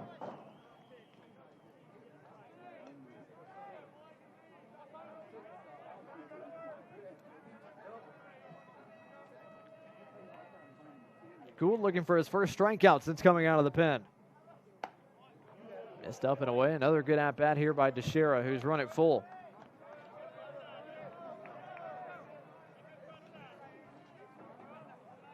DeShera, the team leader in on-base percentage this past weekend. Trying to find himself aboard to kick off the 5th. Hits that one off the cap. He was well out in front, but he stays alive.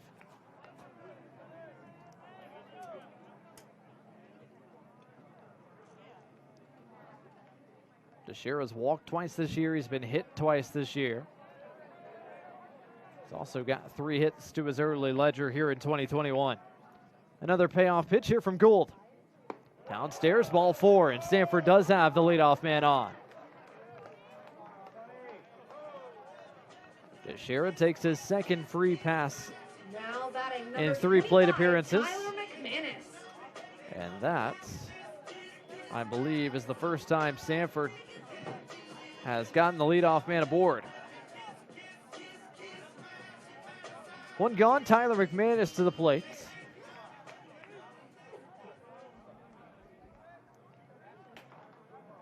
McManus has flown to right twice so far in this one.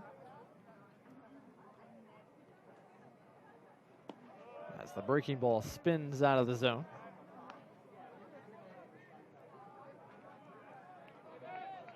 McManus, a guy with 4 home run power, or home run power. He hit 4 home runs last year. He hit 9 the season before that.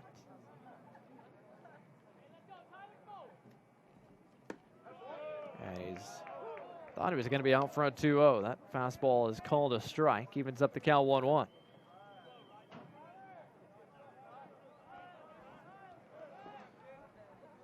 Samford's offense looking for a bit of life.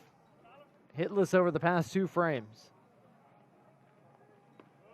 And as we said at the top of the inning, just 1 hit total so far today.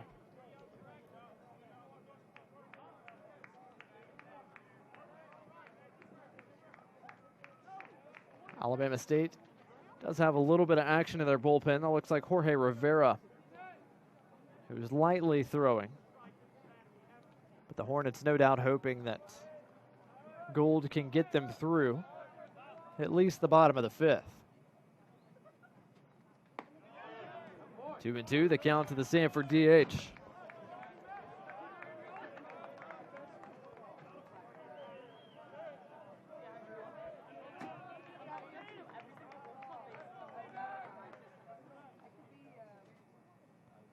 DeShera, decent lead over at first, the 2-2. And McManus crushes it to left center. On the run, Williams going back, looking up, it's gone. Tyler McManus goes deep for the first time in 2021, and Samford has made it a 3-run game.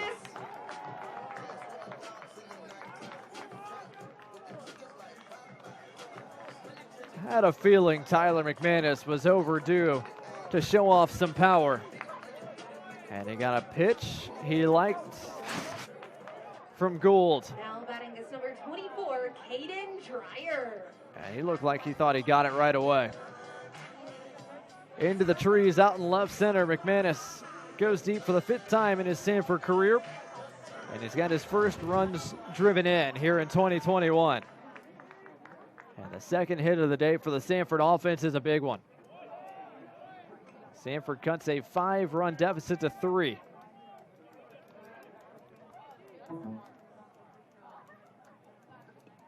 And now the action picks up a little bit in the Hornets bullpen as Rivera starts to throw with a little bit more intensity.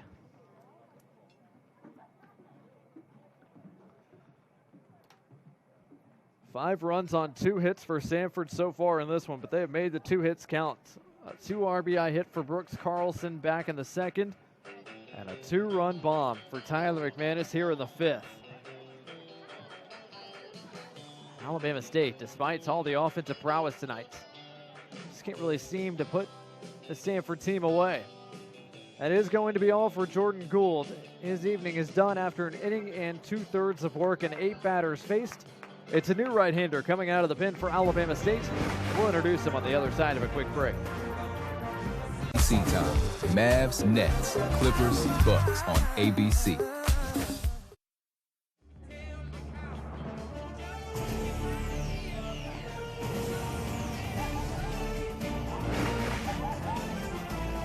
Welcome back to Birmingham, Alabama. Alabama State on top of Samford by 3.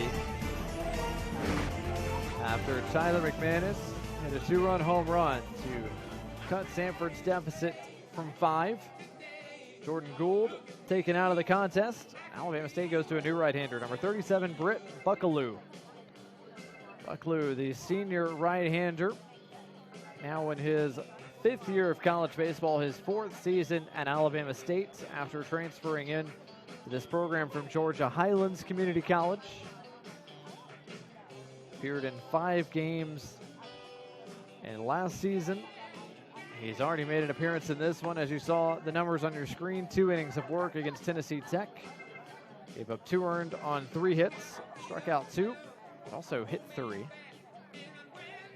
He'll take over with nobody on and nobody out here in the bottom of the 5th after Jordan Gould issued a full count walk to Sonny DeShera, and Tyler McManus took him deep. So a free slate of sorts for Britt Buckaloo. Although he does have to work to Caden Dreyer with the count already 1-0 in Dreyer's favor. And the first pitch from Buckaloo is off the plate away. Alabama State started the night with the lefty in Ricardo Rivera, then a conventional righty in Gould, now a bit of an unconventional righty here in Buckaloo. As Dreyer takes a strike, it's 2-1.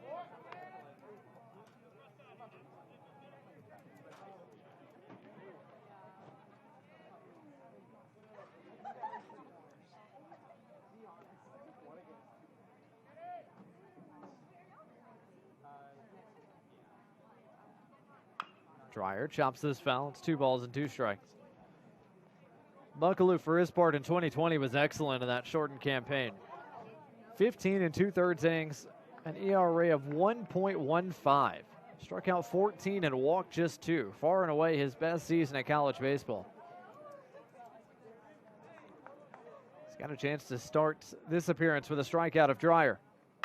Dreyer turns on this one, lifts it into left. Williams going back, and with his heels on the track, he makes the catch for a loud out number 1. Now batting number 9, Ryan Crockett. Caden Dreyer is out number 1, despite making pretty good contact. 1 gone for Ryan Crockett.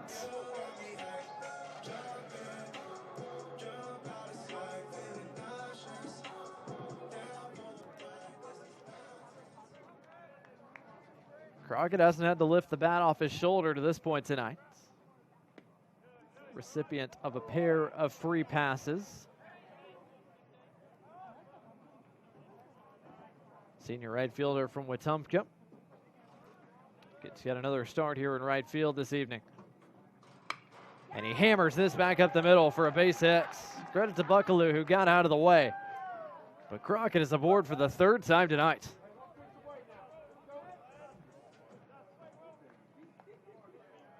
That ball smoked. Credit to Buckaloo, who just kind of bent out of the way.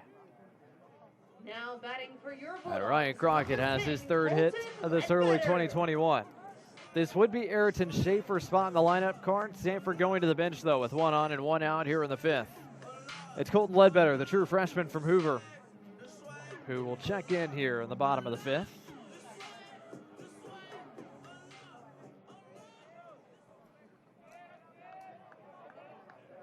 Ledbetter 1 for his first 8 so far this season.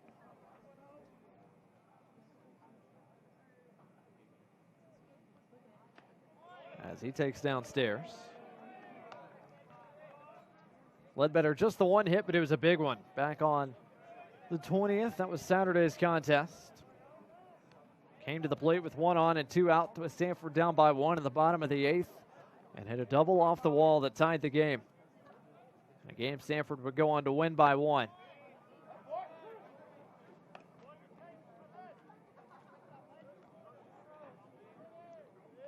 Figured as he progresses, Samford will have quite a bit of Colton Ledbetter in the lineup as a platoon partner in either left field or right field.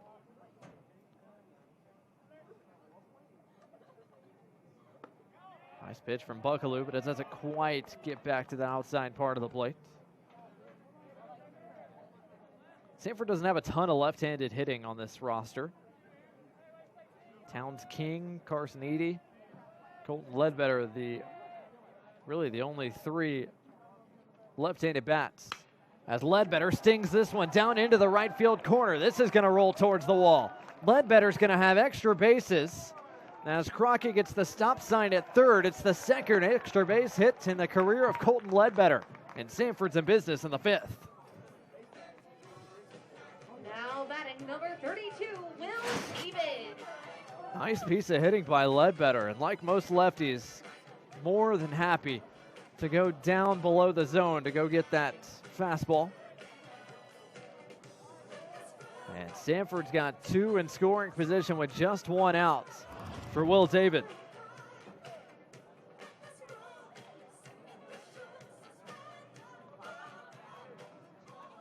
Almost hard to believe. Samford's getting out hit tonight 12-4, and yet they've got the tying run to the plate here in the bottom of the 5th. Crockett at third, Ledbetter at second. Corners in, middle back for the Hornets infield. Outfield remains fairly deep across the yard.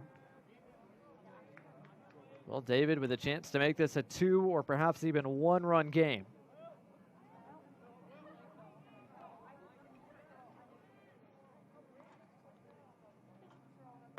Good sweeping slider from Buckaloo there.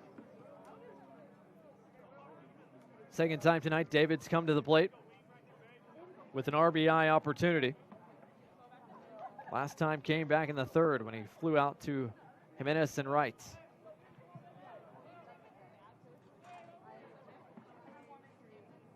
One off the fist towards third, behind the bag. It's stabbed by Jamison. His throw is in time to get David. Great play by Chris Lewis over at first. The throw almost pulled him off the bag, and I think that's what David's argument is. We'll get one more look at it here.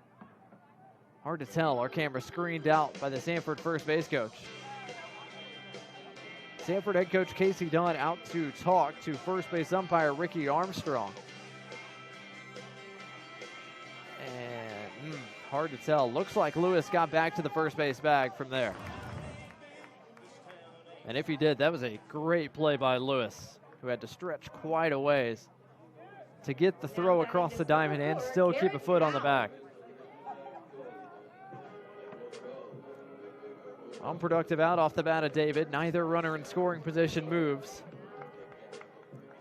2 down. This would be Taylor Garris. Instead, Samford goes back to the bench for another left-handed hitter. This is Garrett Howe.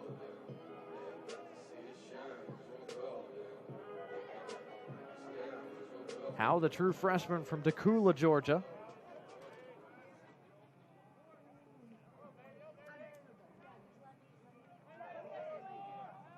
The first hit of his young college career would cut into this 3-run Samford deficit as the slider stays downstairs.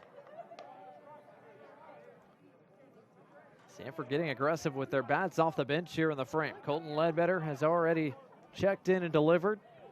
Garrett Howe trying to do the same.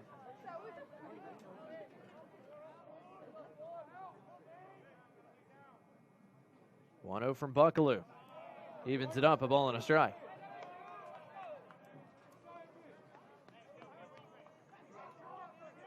Buckaloo surrendered 2 hits in the frame, but he can get out of this inning by stranding 2 very important Samford base runners.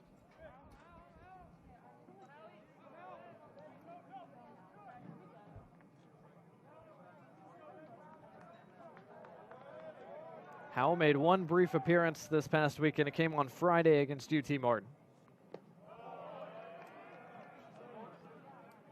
And it came in a pinch running role where he stole a base, but he did not record an official AB in that contest. He comes to the plate in a big spot here, out front of Brett Buckaloo. 2 balls and a strike with 2 on and 2 out.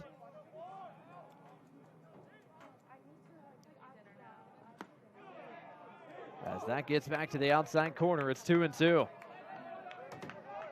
That's a tough pitch for any left-handed bat. Just figure you give up on that slider until it comes all the way back around to that back part of the plate. Deuce is wild. 2 on, 2 out. And a 3-run game here in the bottom of the 5th. A 2-2 pitch due from Britt Buckaloo. And a good job by Howe to fight it off and stay alive.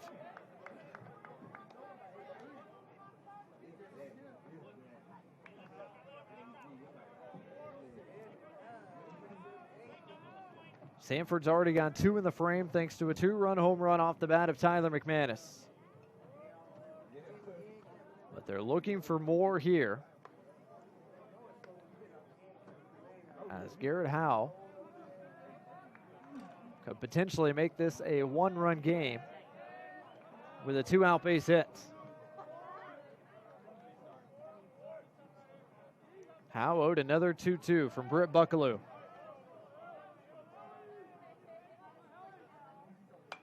And Howe spoils that one as well. Credit to the freshman battling against the 5th-year senior. Came off the bench cold. First plate appearance in his college career. He's fought off some tough pitches. He'll live to see a 7th here from Buckaloo. Another 2-2. Into the mitts of Hunter May, and that ends the inning.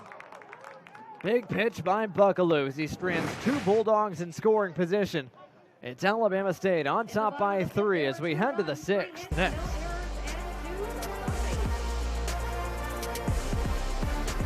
The items sold here aren't the only treasures you'll find.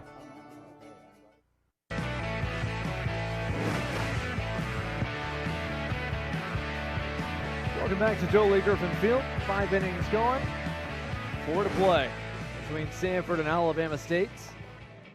So far tonight has been an entertaining one. 2 teams have combined for 13 runs so far through 5 innings. Samford going back to the bullpen before we start the 6th for their 5th arm of the evening. It's number 35, Charles Crosby, the 6'2 senior, comes out of the pen for the 2nd time this year. Good numbers in limited appearances back in 2020 that are on your screen right now. Bulldog right-hander came to Samford after 2 seasons at Chattahoochee Valley Community College. JUCO Bandit was excellent on the mound, 2.51 ERA in junior college.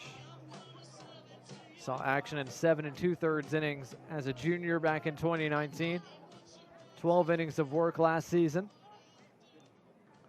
Got 1 inning of work closing out the Friday contest against UT Martin. That did not go as smoothly. An inning of work for Crosby, gave up 2 earned runs, 3 total on 4 hits. Hoping for a smoother top of the 6th here. Against the meat of the lineup card for the Alabama State Hornets, Trenton Jamison leads things off, and what a night he has had to this point. Explosive numbers from the Hornets' third baseman. And a big hack there that just gets a piece. He's quickly down 0-2. Couple of defensive changes to note for Samford as well. Garrett Howell remains in the game. He plays shortstop. Colton Ledbetter remains in the game as well. He plays left now for the Bulldogs. As the breaking ball just misses up and away.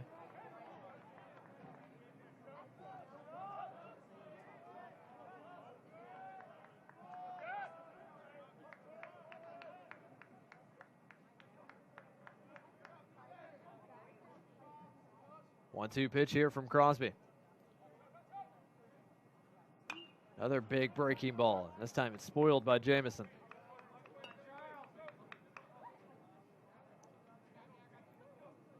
Jamison 5 for his first 15 so far this year. 3 of those 5 hits for extra bases. 2 of those extra base hits have come tonight in back-to-back plate appearances. A 2-run home run and an RBI double. He hasn't been retired since the first. Crosby struggling to pull down that breaking ball. He's hung on him a couple of times already in this AB.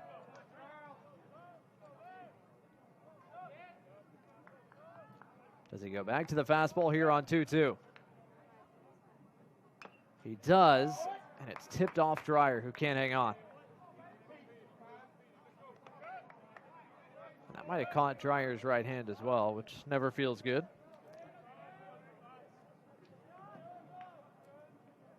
Okay, so you've gone breaking ball, fastball. Going back to the fastball on 2-2. Instead, it's the breaking ball. Stays up, count runs full. Another good at-bat pieced together here by Trenton Jamison. Payoff pitch. Swing and a miss, high fastball, and Jamison can't get it. He's out number 1 here in the 6th. First time Jamison has struck out tonight. As Crosby hit 89 on the gun, blowing it by the Hornets' third baseman. 1 gone for Santiago Garcia. And Garcia's got to feel left out at this point tonight. Only he and A.J. Gardner have been held hitless so far in the Hornets' hit column. 4 Hornets with multi-hit contests so far today. But Santiago Garcia has not yet gotten in on the action.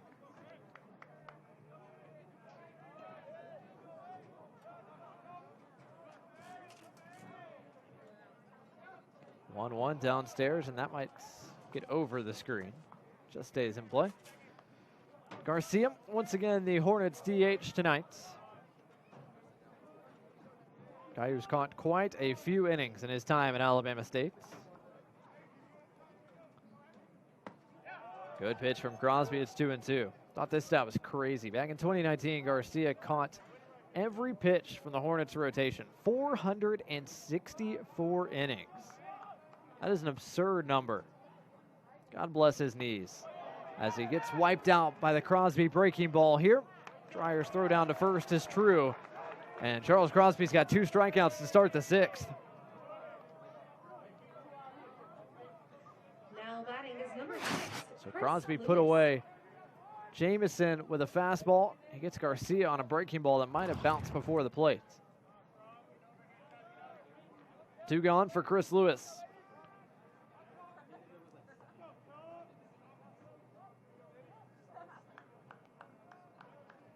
Lewis has also had quite the night back in the Birmingham area. native of Alabaster, Alabama, which is about maybe 20, 25 minutes from the Samford campus. Certainly enjoying himself. He's driven in a pair. He's been on base twice with hits. Crosby touches 90 on the gun, but misses well outside the zone.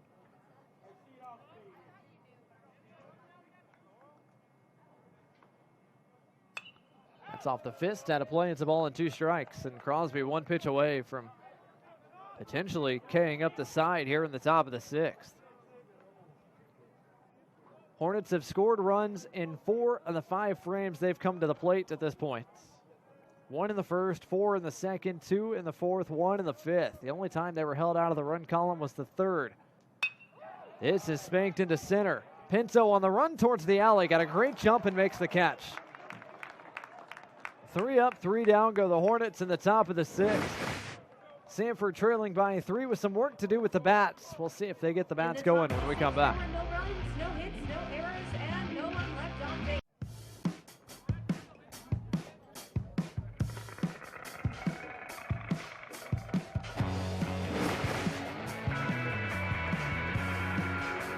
Lighting towers in full effect here at Jolie Griffin Field. Sun is completely set. It's nighttime baseball here in Birmingham, Alabama, as we welcome you back for the bottom of inning number 6. Alabama State Hornets retired in order in the top half of the 6th. That is the first time all night the Hornets have gone 3 up and 3 down. Bulldogs going to try to take advantage of that as they get more hacks against Britt Buckaloo. He's back out for his 2nd inning of work out of the Alabama State bullpen. Buckaloo pitched around 2 hits, stranded a pair of Bulldogs in scoring position a frame ago. You'll see the top of the Samford lineup card now. It starts with the center fielder, Pinto, who made a nice running grab in left center to end the Alabama State half of the 6th. And a strike 1 poured in there by Buckaloo. Pinto 2 hits this past weekend, but he's still looking for his first hit today. Although he did drive 1 in back in the 2nd.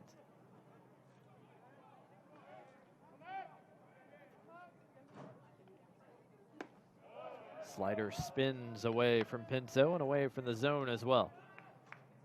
Pinto, one of a few Floridians on this Samford roster from Miami, Florida. 4th year in the Samford program, technically listed as a junior still. Guy that hit .298 through the first 15 games of last season. A pair of 3-hit games in the early part of that campaign. Year before that, his last full season as a sophomore in 2019, played in all 60 contests, hit .268. 1-2 from Buckaloo is a fastball that stays up. Buckaloo not an overpowering guy by any stretch. Fastball sat mid-70s, breaking ball high 60s, but he's mixed the two effectively enough. And he gets Pinto to chase up the ladder. Back-to-back strikeouts for Buckaloo. He starts the 6th with a K. Now batting number 14, Brooks Carlson. Just a little hesitation as Pinto couldn't catch up. Maybe thinking slider. Yeah, he got fastball. Pinto's out number 1 as Brooks Carlson checks in again.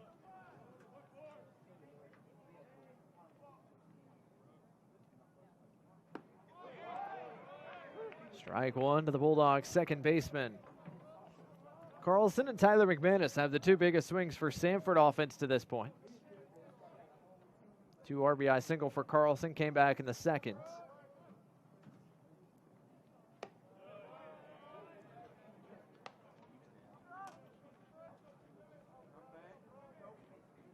Brooks Carlson now 4 for his first 14 ABs so far to start the season.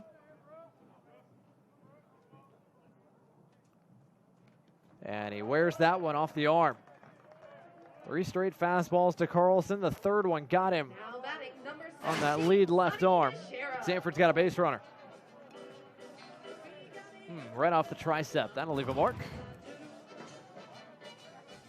So Carlson's aboard for the second time in this contest. 1 on, 1 out for Sonny DeShera. Aw, more pupper content for you. That's what we're here for on ESPN Plus. We're here for baseball and puppies. If you can agree with us on those two things, then you're going to like it here. First pitch to DeShera misses off the plate away. The Bulldogs' big first baseman has been aboard twice tonight. And to be quite honest, hasn't seen a whole lot to hit. Alabama State infield shifted over for DeShera.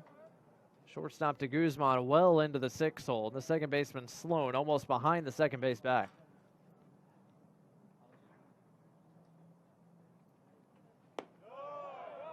As Buckaloo has fallen behind DeShera, 2 balls and no strikes.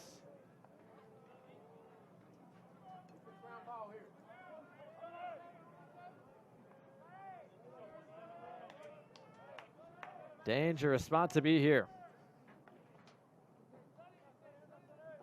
DeShera with as much pop as anybody in this Samford order. And it's 3 balls and no strikes to the Bulldog slugger.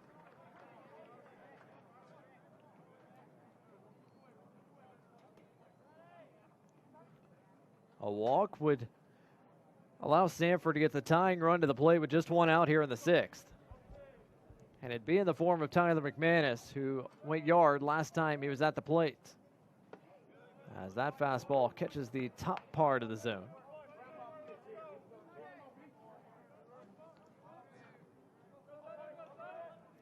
Does DeShera get anything to hit here on 3-1? Carlson a medium-sized lead over at first. And DeShera takes inside, ball 4. So Carlson was hit. DeShera was walked on 5 pitches. And Samford's offense in business here in the 6th. 2 on, 1 out for McManus. And before McManus can stride in, Jose Vasquez out of the third base dugout, and he might be making a change here. Hornets have double barrel action in the right center field bullpen. A pair of righties up and throwing. And we'll see if this is the end of the road for Britt Buckaloo.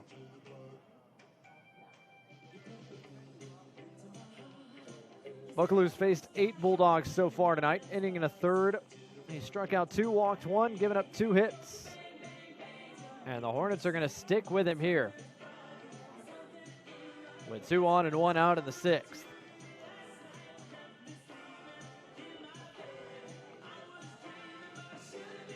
The only Bulldog Buckaloo hasn't seen so far yet is Tyler McManus.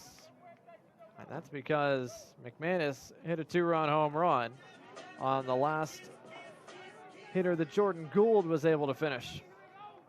Gould threw 1 pitch to Caden Dreyer before he was pulled after the McManus bomb over the left center field wall. McManus is another bomb away from tying the game at 8. First pitch from Buckaloo, downstairs.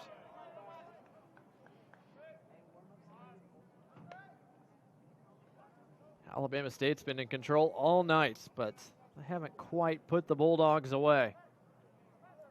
Samford's just been hanging around. Bulldogs offense so far this evening. 1 for 7 with runners in scoring position. They've got Carlson at second, DeShera at first.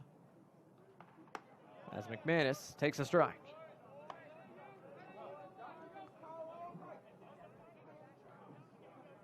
Hits in 3 straight games, including this one for Tyler McManus. 1 for 4 on Saturday, 1 for 3 on Sunday.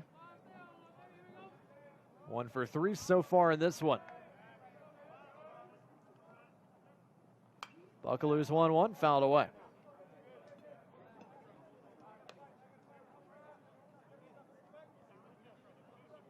Neither side's turned a double play ball just yet this evening.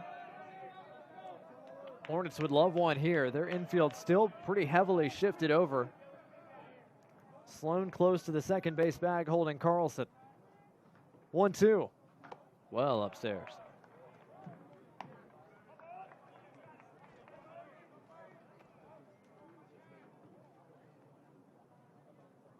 in 8 starts a year ago. McManus drove in 11, including 3 separate games where he drove in at least 3.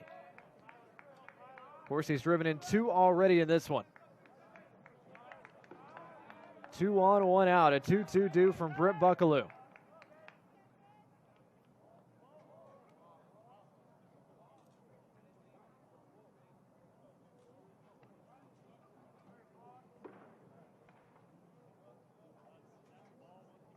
Get the feeling with double barrel action in the pen. This might be the last hitter for Britt Buckaloo in this one, if he doesn't retire Tyler McManus. Does he go fastball or slider here on 2-2? He goes slider and misses away. Throw down to first was high. Nice play by Lewis to keep it on the infield. And an interesting check over at first, considering it's Teixeira who's running. Not exactly the fastest Bulldog on the base paths. Nothing comes of it in the end. A 3-2 ode to Tyler McManus.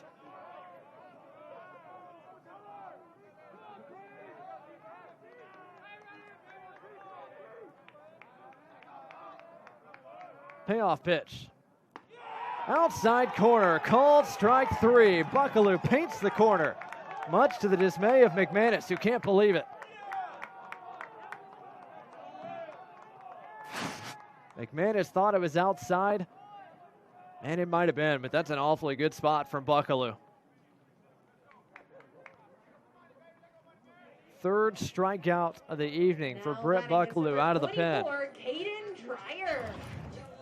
As McManus goes down looking at a big spot. He's out number 2 as Caden Dreyer strides in. And Buckaloo lives to see at least one more hitter. Dreyer hitless so far tonight. And just 1 for his first 11 to start the campaign.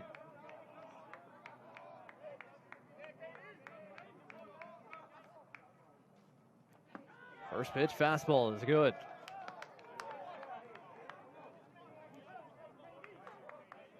Dreyer's been aboard once tonight. That came back at inning number 3. He was left stranded in that frame.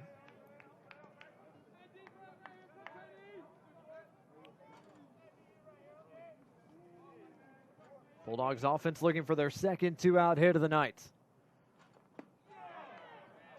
That's just off the plate away.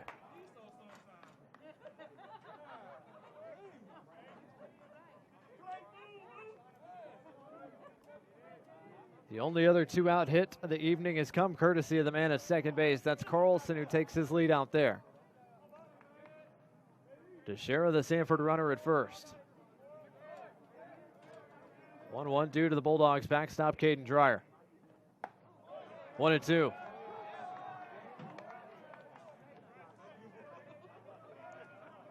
Britt Buckaloo so far continues to mix fastball and slider well.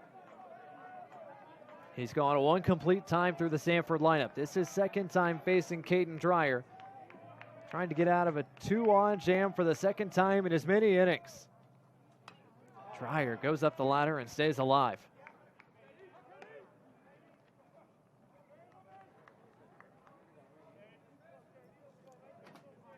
Samford's offense has left 7 on the base paths so far through the first 5 innings.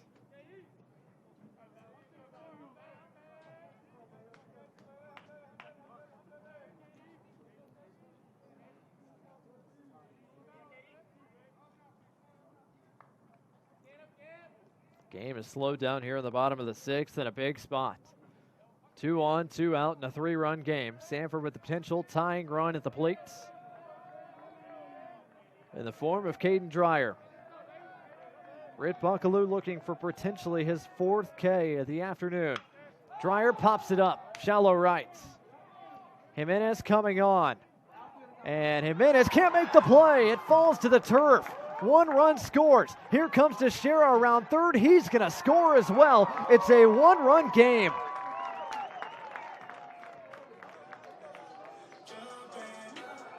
It was a long run from second for Jaden Sloan.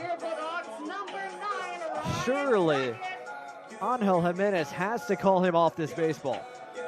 That is a long ways to ask your second baseman to go, and in the end, neither one of them could make the play. Credit the hustle of Teixeira, who didn't stop running, and as a result, is able to score from first on a fly ball that didn't travel more than 200 feet. And that'll officially go as a 2 RBI single for Caden Dreyer. It's a 1-run game, the potential tying run in scoring position for Ryan Crockett. Down and away to Crockett to start the AB.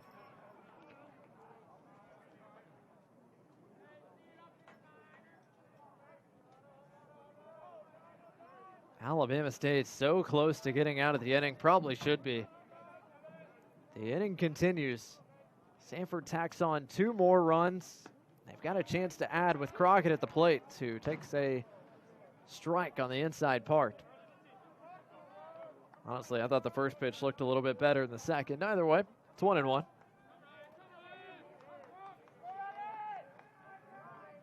Crockett has not been retired tonight. 2 walks and a hit for the Samford right fielder. 1-2.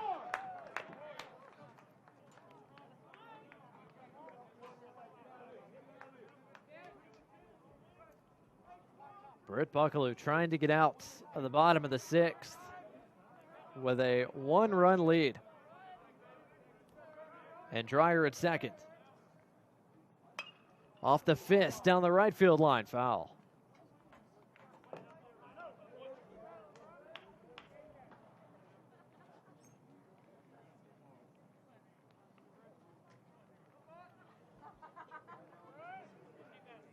This inning started with a Max Pinto strikeout, but since then,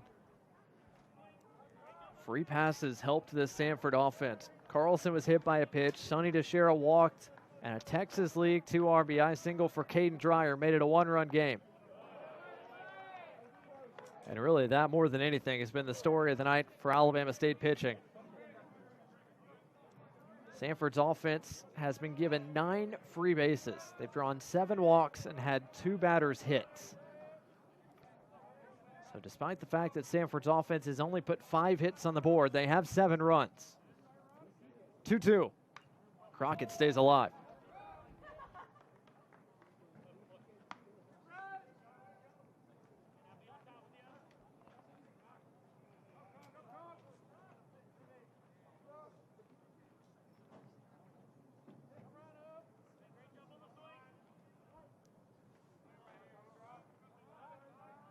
One on, 2 outs. 1-run game, bottom of the 6th. Britt Buckaloo grinding here, trying to get out of this frame. Another 2-2 due to Ryan Crockett. And that hit his shoe. The second hit batsman of the frame. Crockett is aboard for the 4th time tonight. Now batting number 10, Colton Ledbetter. One more look at it. Yeah, got a piece of the back foot of Crockett's. So Crockett has a hit, has been hit, and has been walked twice. And the inning extends to Colton Ledbetter. And honestly, as hard as Ledbetter hit the baseball the last time he saw Britt Buckaloo, I'm kind of surprised that the Hornets haven't made a call to the pen here. Ledbetter doubled into the right field corner last time up against the Sidewinder. That's strike 1. Pitch count running up for Britt Buckaloo. Credit to him. He has battled here on the mound. Should probably already be out of this frame. But Samford's got the tying run at second, a potential go-ahead run at first for the true freshman who digs in on the left side.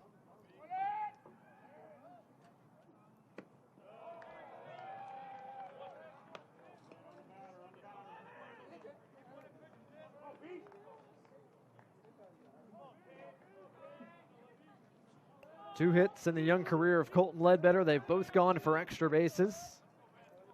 One of them came the last time he saw Buckaloo, just a frame ago. 2 balls and a strike.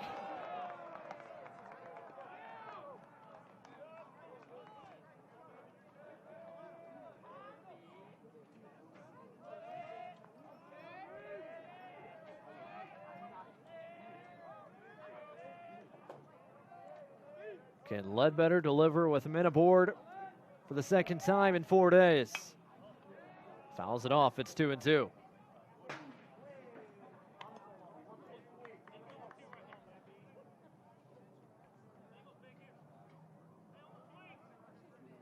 Once again, Brent Buckaloo just 1 pitch away from getting out of what has turned into a rather lengthy bottom of the 6th. 2 on, 2 out. It's a 2-2 from Buckaloo to Ledbetter. Hammered into center.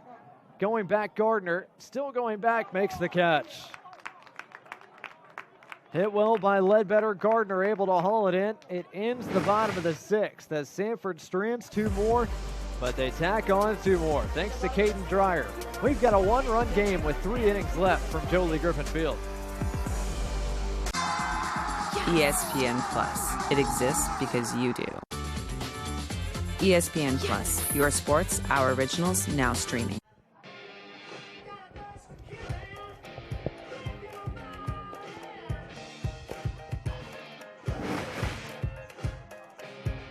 Welcome back to this edition of College Baseball here on ESPN.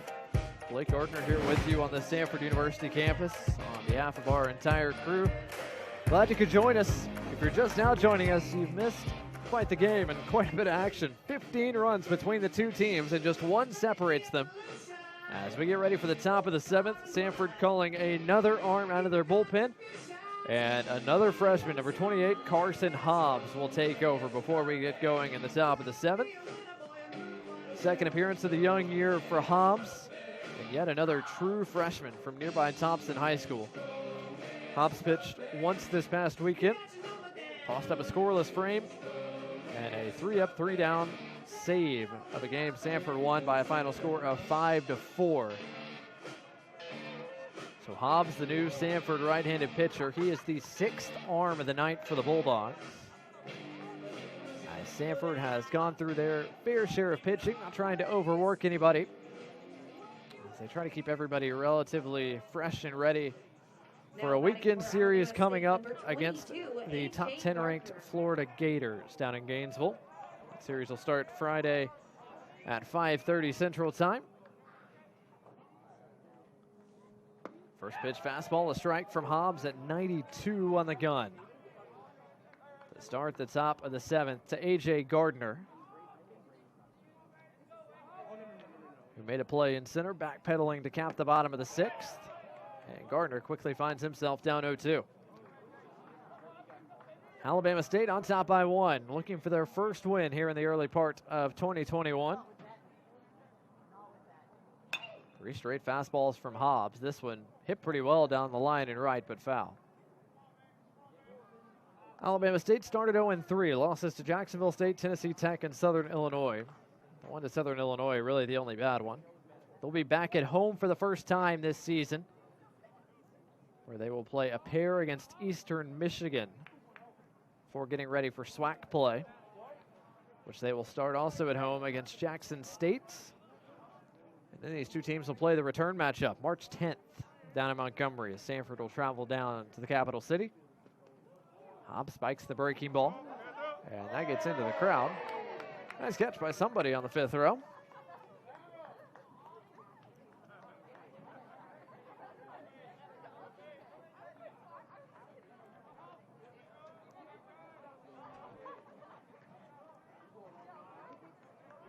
Carson Hobbs looking for his first career strikeout, and he's got it.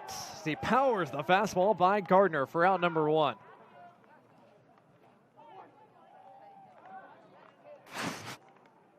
Hobbs, after a pair of breaking balls, went back to the fastball, and that was a good spot.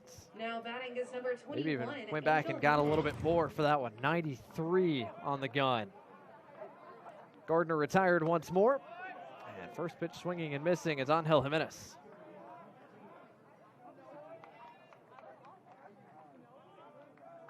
That lone hit for Jimenez today came back in the 3rd. He was left stranded. One of 5 base runners Alabama State has left on the base paths today. Hornets, through the first 6 innings, have only left 5 on the bases. Samford has left 9.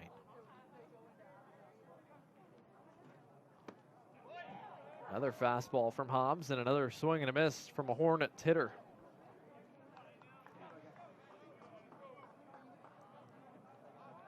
Got a feeling this might be heat again. It is, but it's down.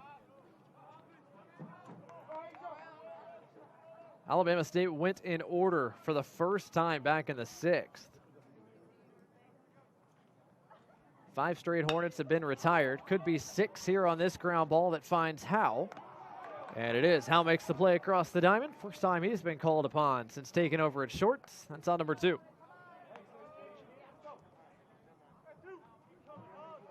So 2 out quickly here in the top of the 7th. Base is empty for Hunter May. Now batting is number 5, Hunter May. May's hit came back in the 3rd as well. To go along with a strikeout and a ground out to his ledger.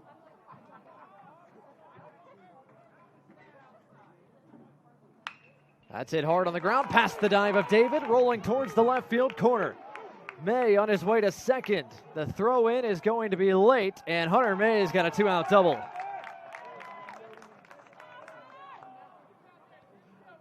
First extra base hit of the year for Hunter May. Good job getting the hands low and getting them inside in a hurry. Now keeping that baseball 9, fair and earning extra bases out of it. Another 2-out hit for Alabama State. It had been too long since they had gotten back into the hit column with 2 outs. And Jaden Sloan's got a chance to maybe tack on to this Alabama State advantage. Been a great night for the freshman Sloan. 2 for 3 at the plate. Singles in the 2nd and the 5th, sandwiching a ground ball out in the 3rd. And coming through with 2 outs has not been the problem tonight for the Hornets. 11 of their 13 hits have come with 2 outs in a frame. And a hitter's count now for Sloan. It's 2-0.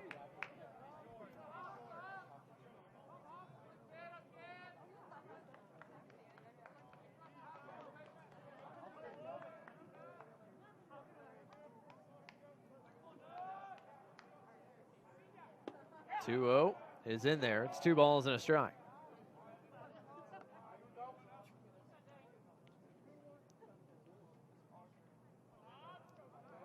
Hornets 5 of 9 today as a team with runners in scoring position. May's been stranded once. He would like not to be stranded again as Hobbs doesn't quite get the call on the outer part of the plate. Dreyer's glove kind of had to come down to come get that one. Might have influenced the decision of home plate umpire Dustin Ragsdale. Although the Samford dugout thought it was a strike, and it looks like someone over there has been officially warned.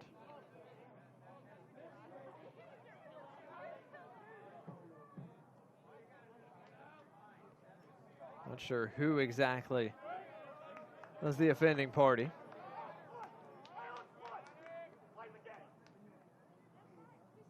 And home plate umpire Dustin Ragsdale taking his time and writing down this warning.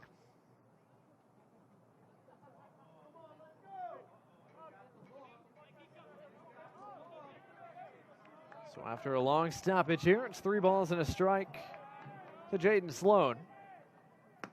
Now it's 3-2. 92 on the gun from Hobbs. Big pitch coming here. Runner in scoring position, 2 outs. A 3-2 due from Hobbs to Sloan. All 4. Sloan is aboard for the 3rd time tonight. And the top of the 7th extends to Christopher de Guzman. And time call to Samford head coach Casey Dunn is out of the first base dugouts to talk to his young freshman right-hander Hobbs.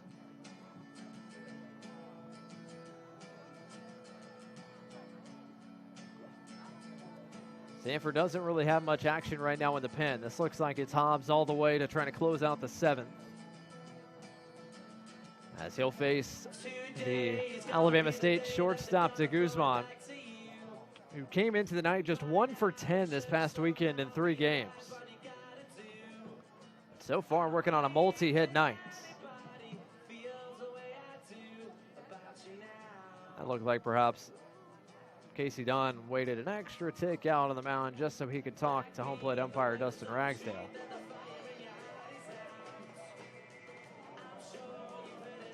Hobbs gets ready to go back to work on the mound. 2 on, 2 out. De Guzman's already driven in a pair tonight. Yeah, one of the most experienced Hornets in the lineup card has a chance to deliver again in the top of the 7th. Ball 1.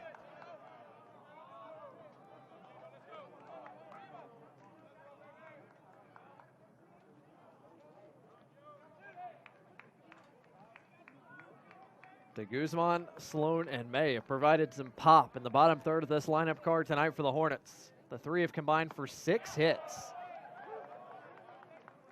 May working on a multi-hit game. He's at second. Sloan working on a multi-hit game, plus he's been aboard via the free pass now in this frame. He's at first. A ball and a strike, the count to the shortstop, Christopher de Guzman. And he turns on this one, hits it well into right. Going back, Crockett still going back. He can't get it, it rolls to the wall. 1 run scores. 2 runs are gonna score. De Guzman on his way to third. He's in, sliding with a 2-out triple. Christopher de Guzman delivers again, and Alabama State's lead is back to 3. Another great piece of hitting by Christopher de Guzman, and Crockett maybe just a few inches away from making an incredible play. Instead, it's de Guzman who delivers with his 2nd triple already this season. Unbelievable what Alabama State's offense has been able to accomplish with 2 outs tonight. Back to the top of the lineup card, here's Jabronsky Williams. And Williams tags one deep into center. Pinto going back, but he's gonna have room. And he makes the catch to end the inning. But not before Alabama State tags on 2 more. A 2-out triple from Christopher de Guzman. Alabama State by 3 as we hit stretch time.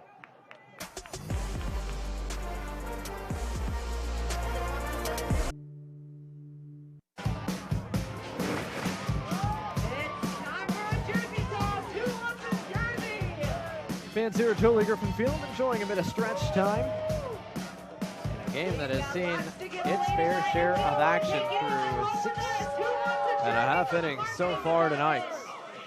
Alabama State on top by 3. The Hornets bats have certainly made the trip up I-65 from Montgomery.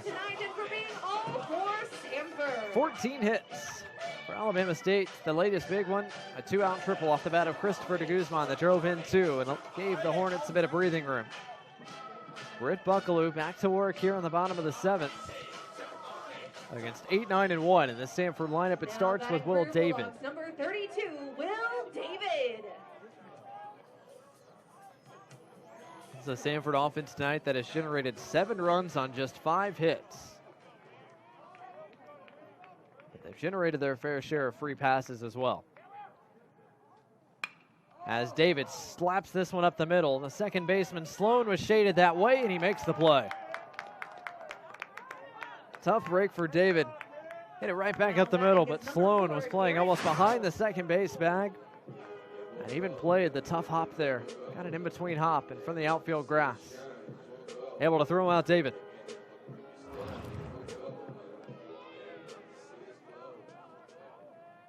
One gone, here's Garrett Howe.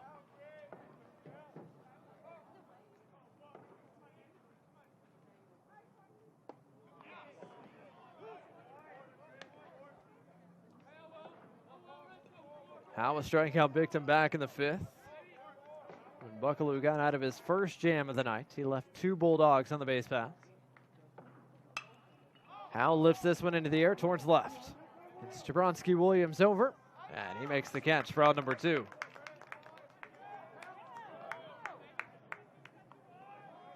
So quickly, 2 Samford hitters retired. Back to the top of the lineup card we go. This would be Max Pinto instead. Samford going back to the bench for a left-handed bat. This is Towns King. King, the junior from Irvine, California, makes his 3rd appearance of the year.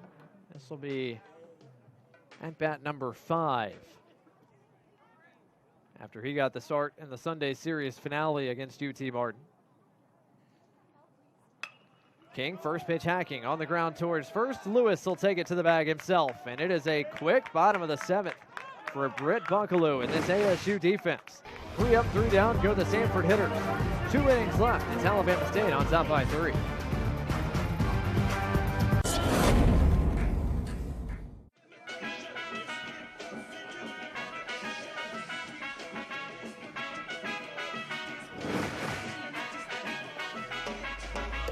Welcome back to Birmingham, Alabama. Blake Gardner here with you on ESPN Plus, this edition of college baseball. Alabama State on top of Samford 10-7.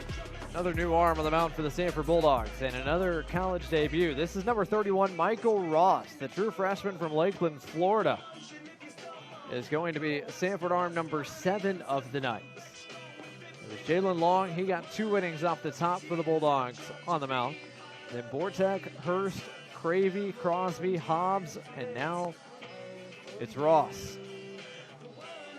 So Ross takes over in a 3-run game here in the top of the 8th, where he will see 2, 3, and 4 in the Alabama State lineup. Well, David remains in the game. He plays 3rd. Samford does make 1 change defensively in the outfield. Colton Ledbetter has already taken over in left. Ryan Crockett remains in right. They will be joined in the outfield by Towns King. There's Ledbetter in left. King is in center. Crockett remains in right. Top of the 8th getting going here. Trenton Jamison digs in. And first pitch breaking ball starts him. Big night for Trenton Jamison. Driven in 3 of the 10 ASU runs to this point. Strikeout victim last time up against Crosby. Pops this one up a mile high right side of the infield. Looks like Sonny DeShera's baseball. And he makes the catch for out number 1. You can see Jamison gesturing. Just missed it by that much. Now batting is number 8. Timing was Santiago there. Garcia. Couldn't barrel it. Jamison retired for the 3rd time. 1 gone for Santiago Garcia.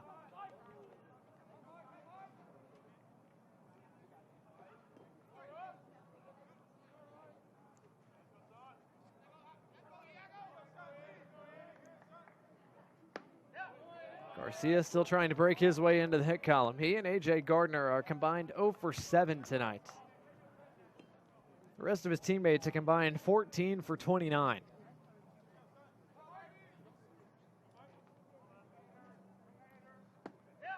Quickly down 0-2. Fastball followed up by a changeup.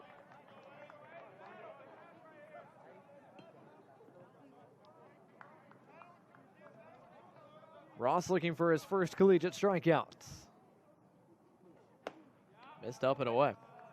Pretty much every Samford right-hander we've seen tonight's hovered in that 88 to 92 range.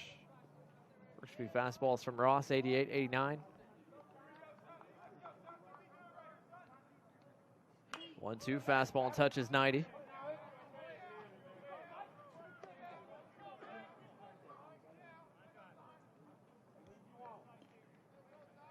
Garcia had the best weekend at the plate of any Hornet, 4 for 10 this past weekend. Hasn't broken into the hit column yet tonight. Trying to change that here on 1-2. Called strike 3. Great pitch by Ross and the breaking ball. His first career strikeout is out number 2.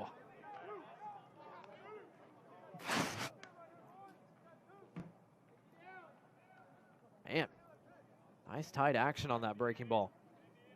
Now batting is number 6. That in a perfect spot. Nothing Garcia really could do about it. Base is empty, 2 gone for Chris Lewis.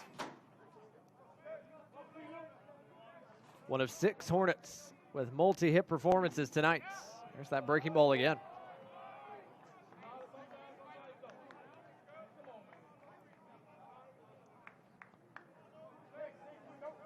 Lewis has alternated hits and outs over his 4 plate appearances this evening. Doubled in the first, singled in the 4th. Struck out in the 3rd, flew out in the 6th.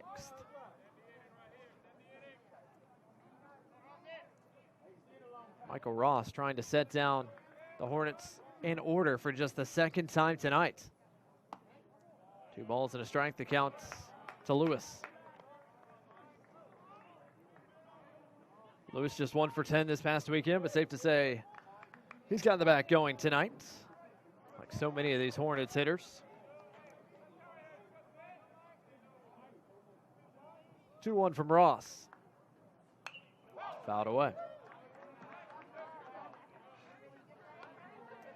Ross has shown a breaking ball to start the AB. He's gone to the fastball twice. He's shown changeup as well. Where does he go here on 2-2? My guess would be off speed.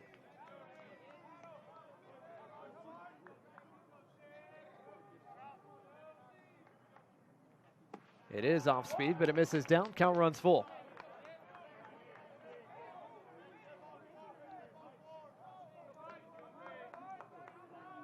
Chris Lewis trying to keep the inning alive for the Hornets. Base is empty, 2 down, top of the 8th. Payoff pitch from Ross. Hammered. Teixeira with a nice play on a hop. Goes to the bag himself and ends the inning. That is great defensive work from the Bulldog first baseman, Sonny Teixeira.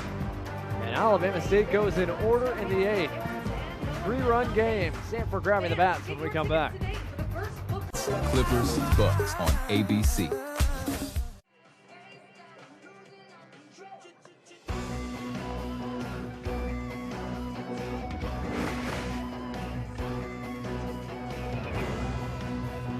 Samford's offense, 6 outs left to play with, trailing by 3 as we get ready for the bottom of inning number 8.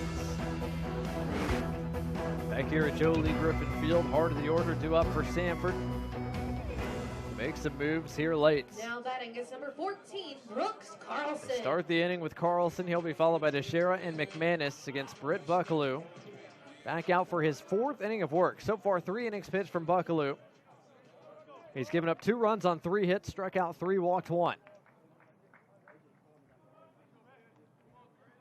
He sees Brooks Carlson for the 2nd time tonight after hitting him back in the 6th. Starts him with a nice slider for strike 1.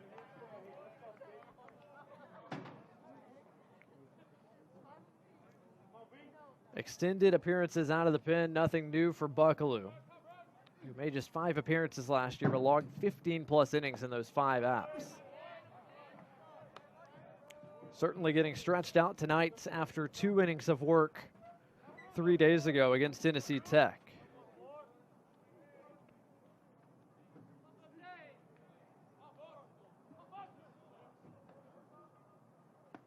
One to Carlson on the outside part of the plate.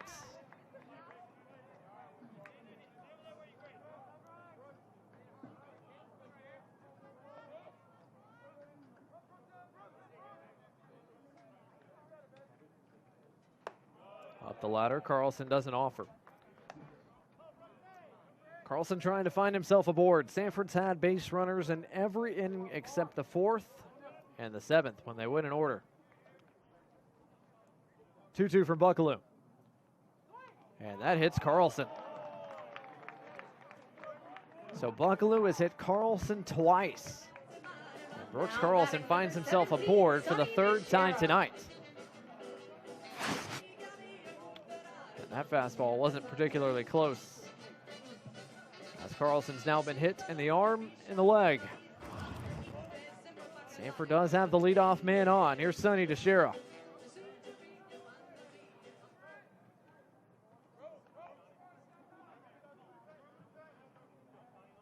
Big man hasn't had a whole lot to hit tonight. Hacken here straight away. This is into right center, and it's going to fall in. Rolling towards the track and towards the wall. Teixeira's got extra bases. Carlson gets a stop sign at third. It's an extra base hit for Sonny Teixeira, and Samford's in business. Now batting number 25, Tyler McManus. Teixeira had walked 3 times tonight, and it was very fair to say that he was not getting a whole lot to hit, so he decided he was going to be aggressive this time up. Jumped on the first pitch he saw and drove it the other way. 3rd extra base hit already of the season for Teixeira. And Samford brings the tying run to the plate with nobody out here in the 8th in the form of Tyler McManus.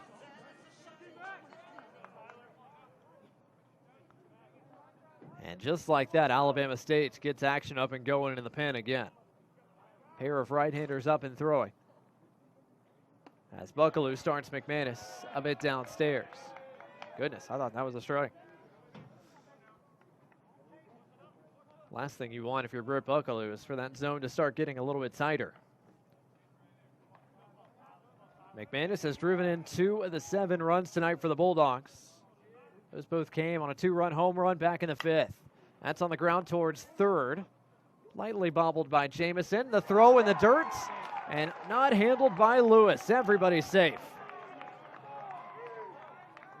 The first error of the night for either side comes in a critical spot here in the 8th. And that was tough for Lewis. Hindsight 2020, maybe you stretch out and try to get it on the short hop rather than lay back. But you're in a tough spot there. That throw was not great from Trenton Jamison. Bases loaded, nobody out. Carlson was hit by a pitch. Teixeira lined one into the alley. McManus reaches on an error. Caden Dreyer to the plate as the potential go-ahead run.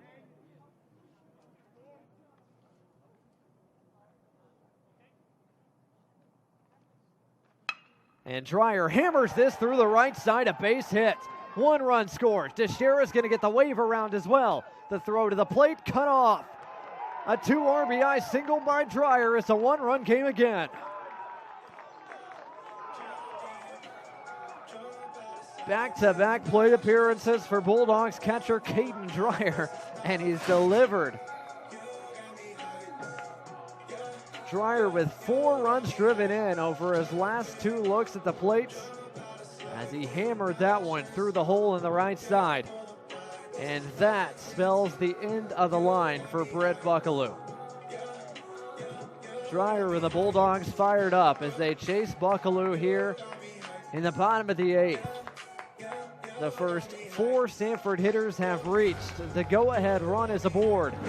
And the Hornets have made a call to the pen. We'll take a timeout. This is the best of the how good is this kid?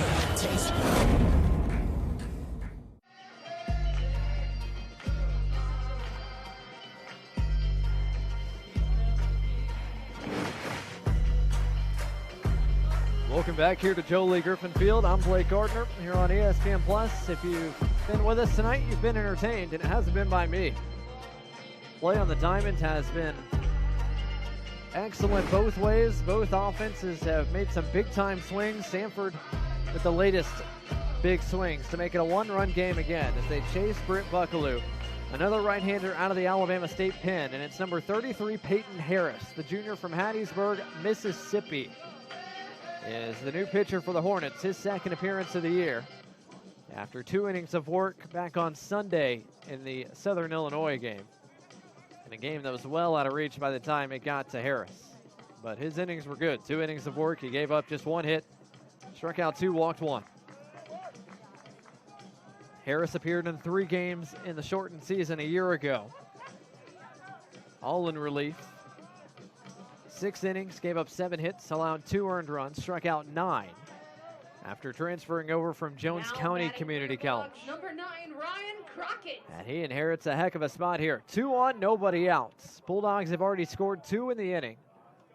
And now the question is Ryan Crockett squaring to sacrifice bunts here, or is he being allowed to swing away? That answers that. Crockett shows bunt, takes a strike. Crockett has not been retired tonight. He's got a hit to his credit back in the 5th. He's been walked twice and hit once. The on-base percentage is skyrocketing. McManus the runner at second, Dreyer the runner at first.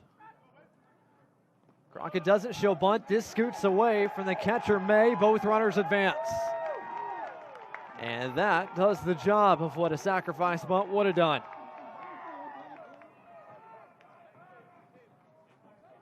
A big wild pitch gets away from Hunter May as the breaking ball scooted well away from his catcher's area.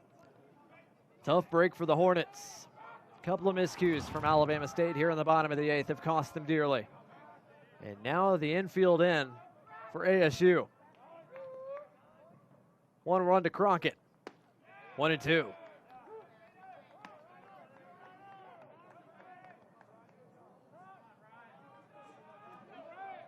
This inning started when Carlson was hit by a pitch. Teixeira doubled. McManus reached on an error. Dreyer drove in 2 with a hit. Crockett checked his swing. Did he go? No, he did not. And that is a tough appeal. The first base umpire, Ricky Armstrong. Ooh. It's awfully close.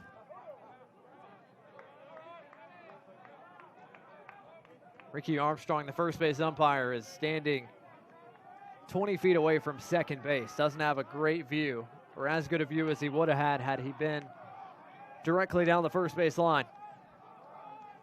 2-2 pitch from Harris to Crockett.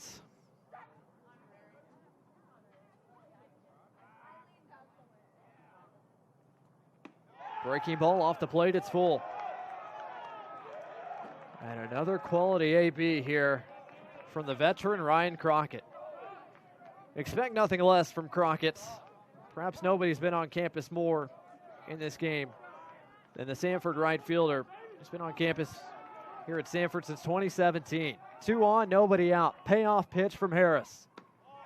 Inside corner, called strike 3. Crockett down on strikes.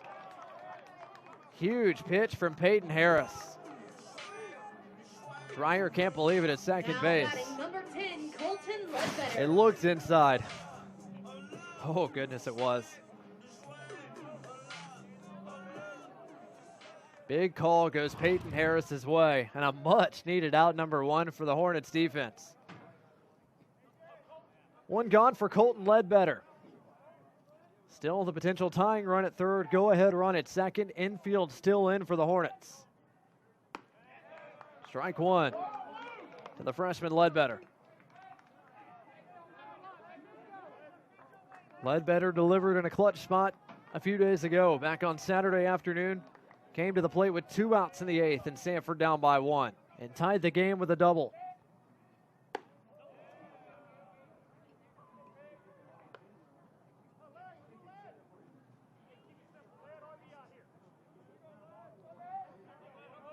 Infield in for the Hornets, outfield pretty deep all the way across.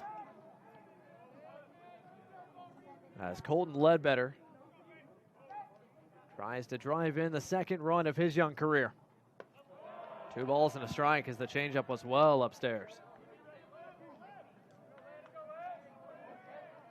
There's McManus over at third. And there's Dreyer at second.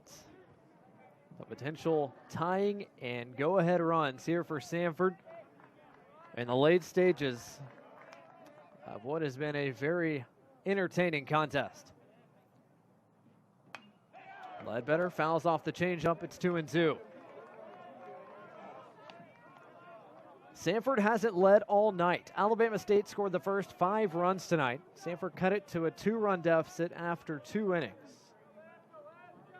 And they cut it to a 1-run deficit after 6. But that's the closest they've gotten. It's a 1-run deficit here again in the 8th.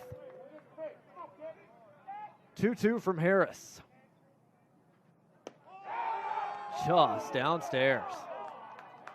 Man, that was a heck of a frame from May. Plate umpire Dustin Ragsdale didn't budge. It was down, but man, May did his part to make it look good. Great spot from Harris. Can he find the zone here again on 3-2? A payoff pitch due to Ledbetter. Breaking ball called, strike 3 at the top of the zone this time. And Ledbetter is out number 2. How about this from Peyton Harris out of the bullpen? Back-to-back backwards Ks.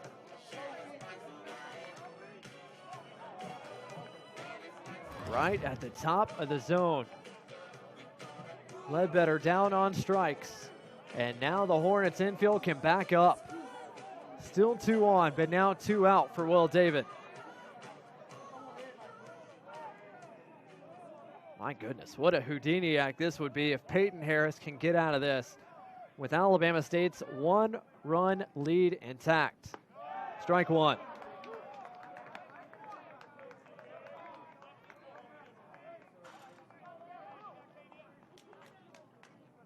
Will David looking for his first hit of the day.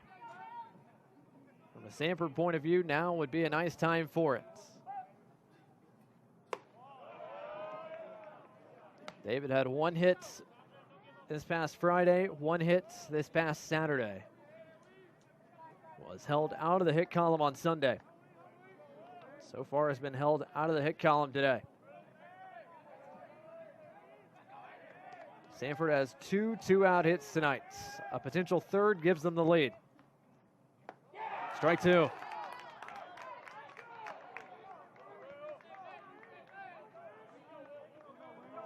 Peyton Harris 1 pitch away from striking out the side.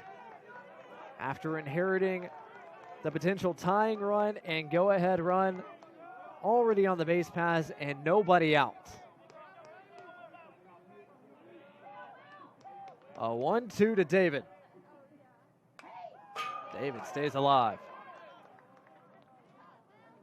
I think Harris wanted that fastball a bit higher up the ladder. At 87. Look out maybe to the letters. I think May wanted that more around the eyes. Trying to waste a pitch, hoping David would chase out of the zone. Count still a ball and 2 strikes to the Samford third baseman.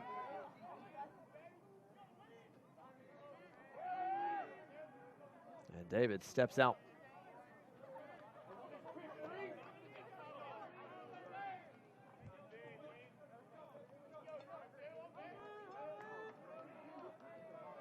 McManus at third, Dreyer at second. 2 outs here in the bottom of the 8th and a 1-run game. Another 1-2 pitch from Peyton Harris. David lays off the breaking ball.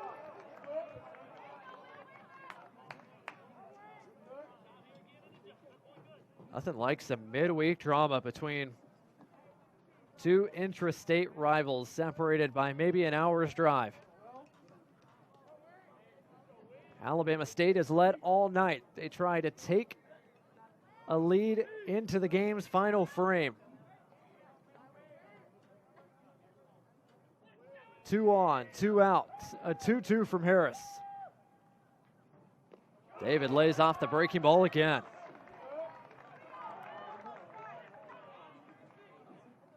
High quality baseball here. Good pitching from Harris. Pretty quality at bats from the Bulldog hitters as well, but this has been the time that Harris has won the battles each of the last 2 hitters he's seen. He struck out Crockett looking on 3-2. He struck out Ledbetter looking on 2-2. Trying to get David here on 3-2. A payoff pitch.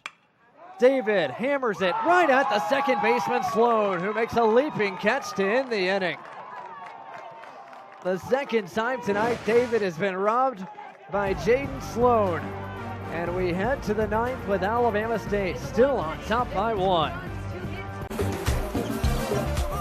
It's NBA on ABC time. Mavs, Nets, Clippers, Bucks on ABC. Okay.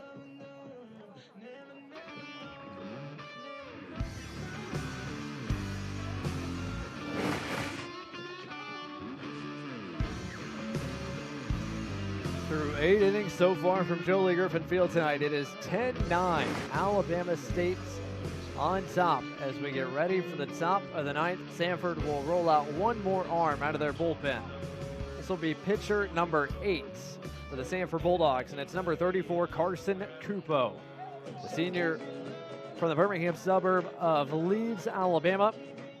His 5th season here on the Samford University campus. There are his numbers from last season.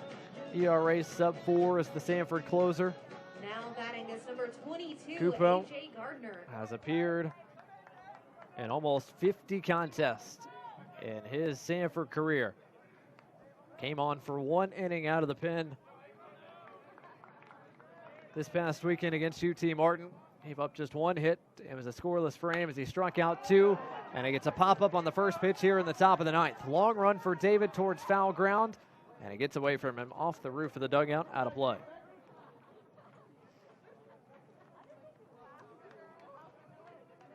Non-save situation here for Carson Cupo. His team trailing by 1.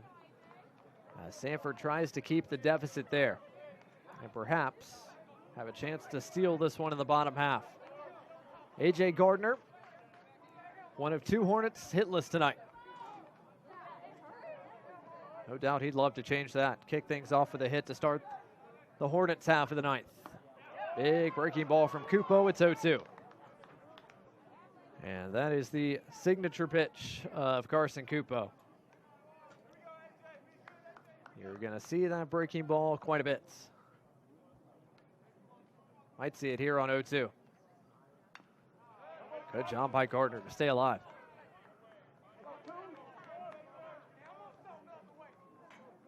Eight pitchers over 9 innings for Samford's pitching staff tonight. They have combined to give up 10 runs on 14 hits. They've struck out 12 and walked 2. Good job by Gardner once again, checking his swing on the breaking ball. 5 of those runs tagged to the account of Jalen Long, who threw the first 2 innings tonight for the Bulldogs. Gene Hurst tagged for 2. Cravey tagged for 1. Hobbs tagged for a pair. Fastball up the ladder from Cupo this time. Scoreless 8th inning. Tossed up by Michael Ross. Carson Cupo trying to follow with a scoreless 9th.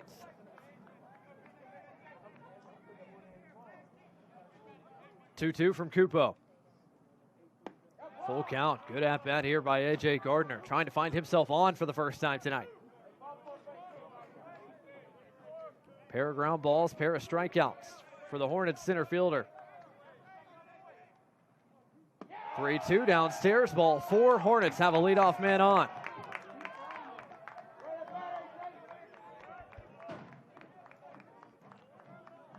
A.J. Gardner finally gets through on the base pass a little bit.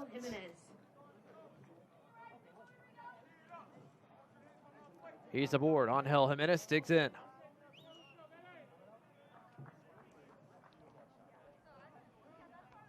Jimenez has had a busy night in the field as the Hornets right fielder.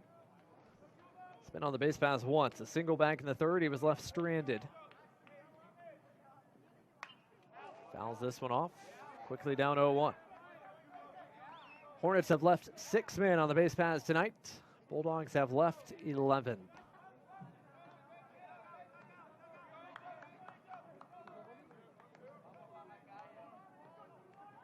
Gardner, a pretty good sized lead over at first.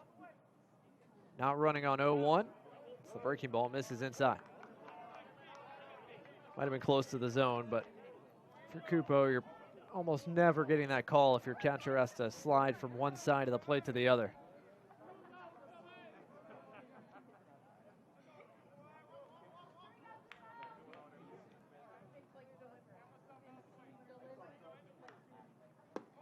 Good breaking ball from Cupo there. That's the signature pitch, and Jimenez swung over the top of it.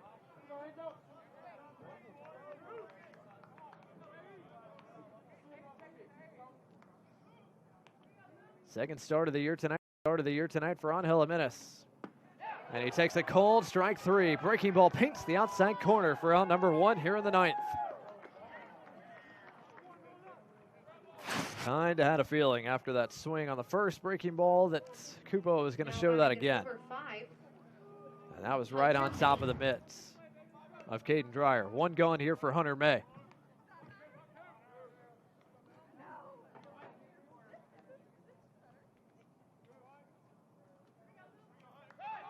Runner goes, swing and a miss, throw down to second on the money, and erased is A.J. Gardner. He's out number 2. Caden Dreyer couldn't have thrown that ball any more perfectly. I mean, Carlson doesn't have to move his glove to apply the tag. And a tough break for A.J. Gardner, who's cut down trying to steal for the second time this year. Base is empty, 2 gone now, as the count evens up against Hornets catcher Hunter May. Been a pretty solid night for May. Came into the evening hitless after the weekend. Changed that in short order. A hit back in the 3rd, followed it up with a double in his last plate appearance in the 7th.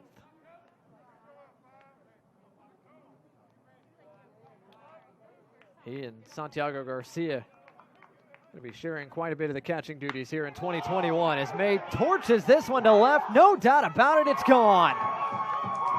The 3rd hit of the night for Hunter May is a big fly, and he doubles Alabama State's lead here in the top of the 9th. That ball got out of here in a hurry. Hunter May leaves the yard for his first home run of the season and his first bomb since his freshman year in 2019. And a pretty slick bat flip to bat. You bat flip like that when you hit it that hard. Hornets lead back to 2 as Jaden Sloan takes a called strike 1.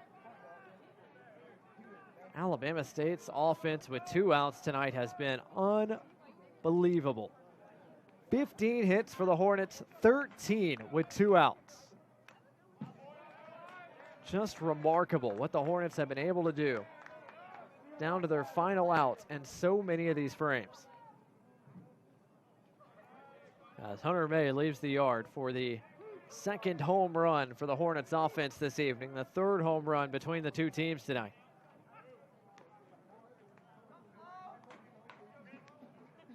That's a big swing. Feels a lot different being a 2-run game than a 1-run game. Both throws the breaking ball. Sloan doesn't bite.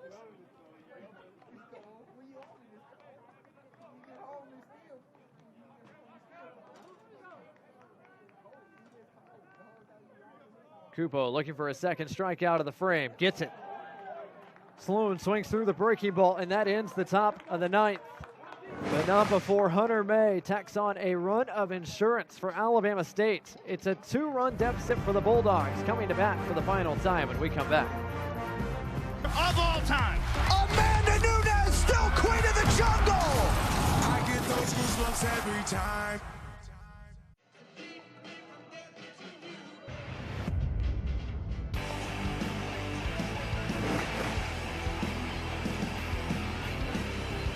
Welcome back to Joe Lee Griffin Field, getting ready for the bottom of the 9th. Between Alabama State and Samford, Peyton Harris on to try to finish off a 6-out save out of the Hornets bullpen. Now staked to a 2-run lead after the solo bomb off the bat of catcher Hunter May. Hornets have led wire to wire tonight in their quest for their first win of this still very young 2021 campaign.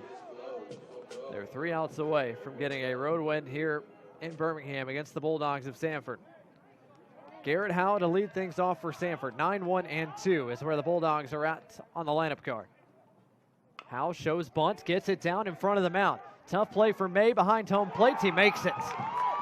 He nips Howe by half a step at first, and Hunter May is having quite the finale to this contest. Howe runs well, got down a fairly decent bunt, but May was out behind home plate quickly. Now batting is Garrett Howe retired for the second time. Towns King. One up, one down. Back to the top of the lineup card. This was originally Max Pinto's slot. Now it belongs to Towns King.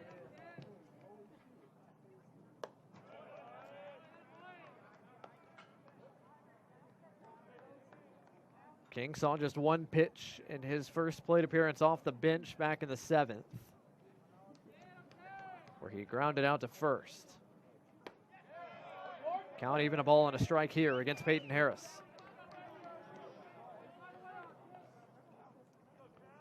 King trying to get the tying run to the plate, which would be in the form of Brooks Carlson, should he find himself aboard. Swing and a miss, it's 1-2.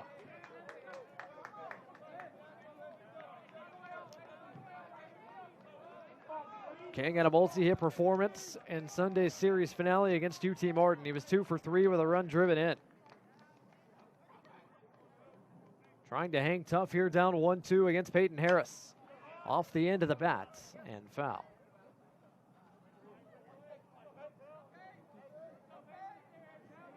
Still remarkable what Harris was able to do in the bottom of the 8th. Inherited a one-run game with 2 on and nobody out, and after 2 pitches, one of which was wild, it was 2nd and 3rd with nobody out. He struck out 2 and got a line out to second to keep Alabama State's lead.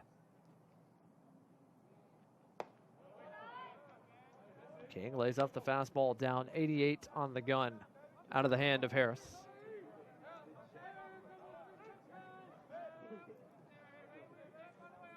Bulldogs offense looking for a spark here in the bottom of the 9th, down to their final 2 outs. 2-2 from Harris. Did he go? Yes, he did. Towns King is out number 2. King couldn't hold up, according to home plate umpire Dustin Ragsdale. And based on that looked like the correct call. King retired. Brooks Carlson potentially the final out of the night for Samford.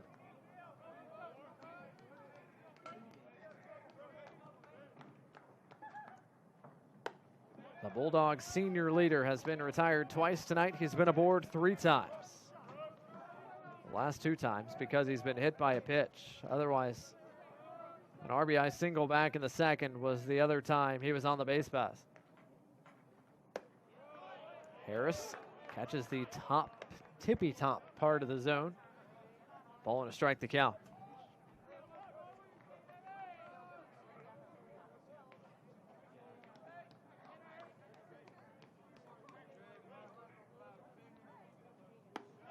One-two, Samford down to their final strike.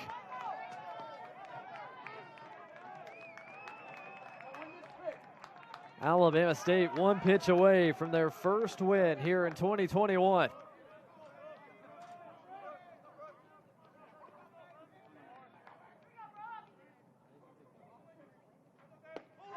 Called strike 3.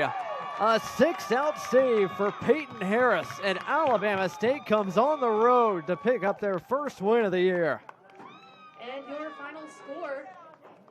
What a job out of the bullpen by Peyton Harris. He slams the door on the Samford Bulldogs and caps an excellent offensive performance tonight for the Alabama State Hornets, who pound out 11 runs on 15 hits to pick up their first win and give the Samford Bulldogs their first loss here in 2021. With the win, Alabama State improves to 1-3 on the young season. Samford falls to 3-1 in a game that took 3 hours and 26 minutes. The Hornets bats came to Birmingham and were the difference tonight at Joe Lee Griffin Field. That'll do it for our coverage of college baseball here on ESPN. I'm Blake Gardner for our entire crew. So long from Birmingham, Alabama. The final score once again tonight was Alabama State 11, Samford 9. All games airing on the ESPN networks or streaming live and archived on the ESPN app. This has been a presentation of ESPN.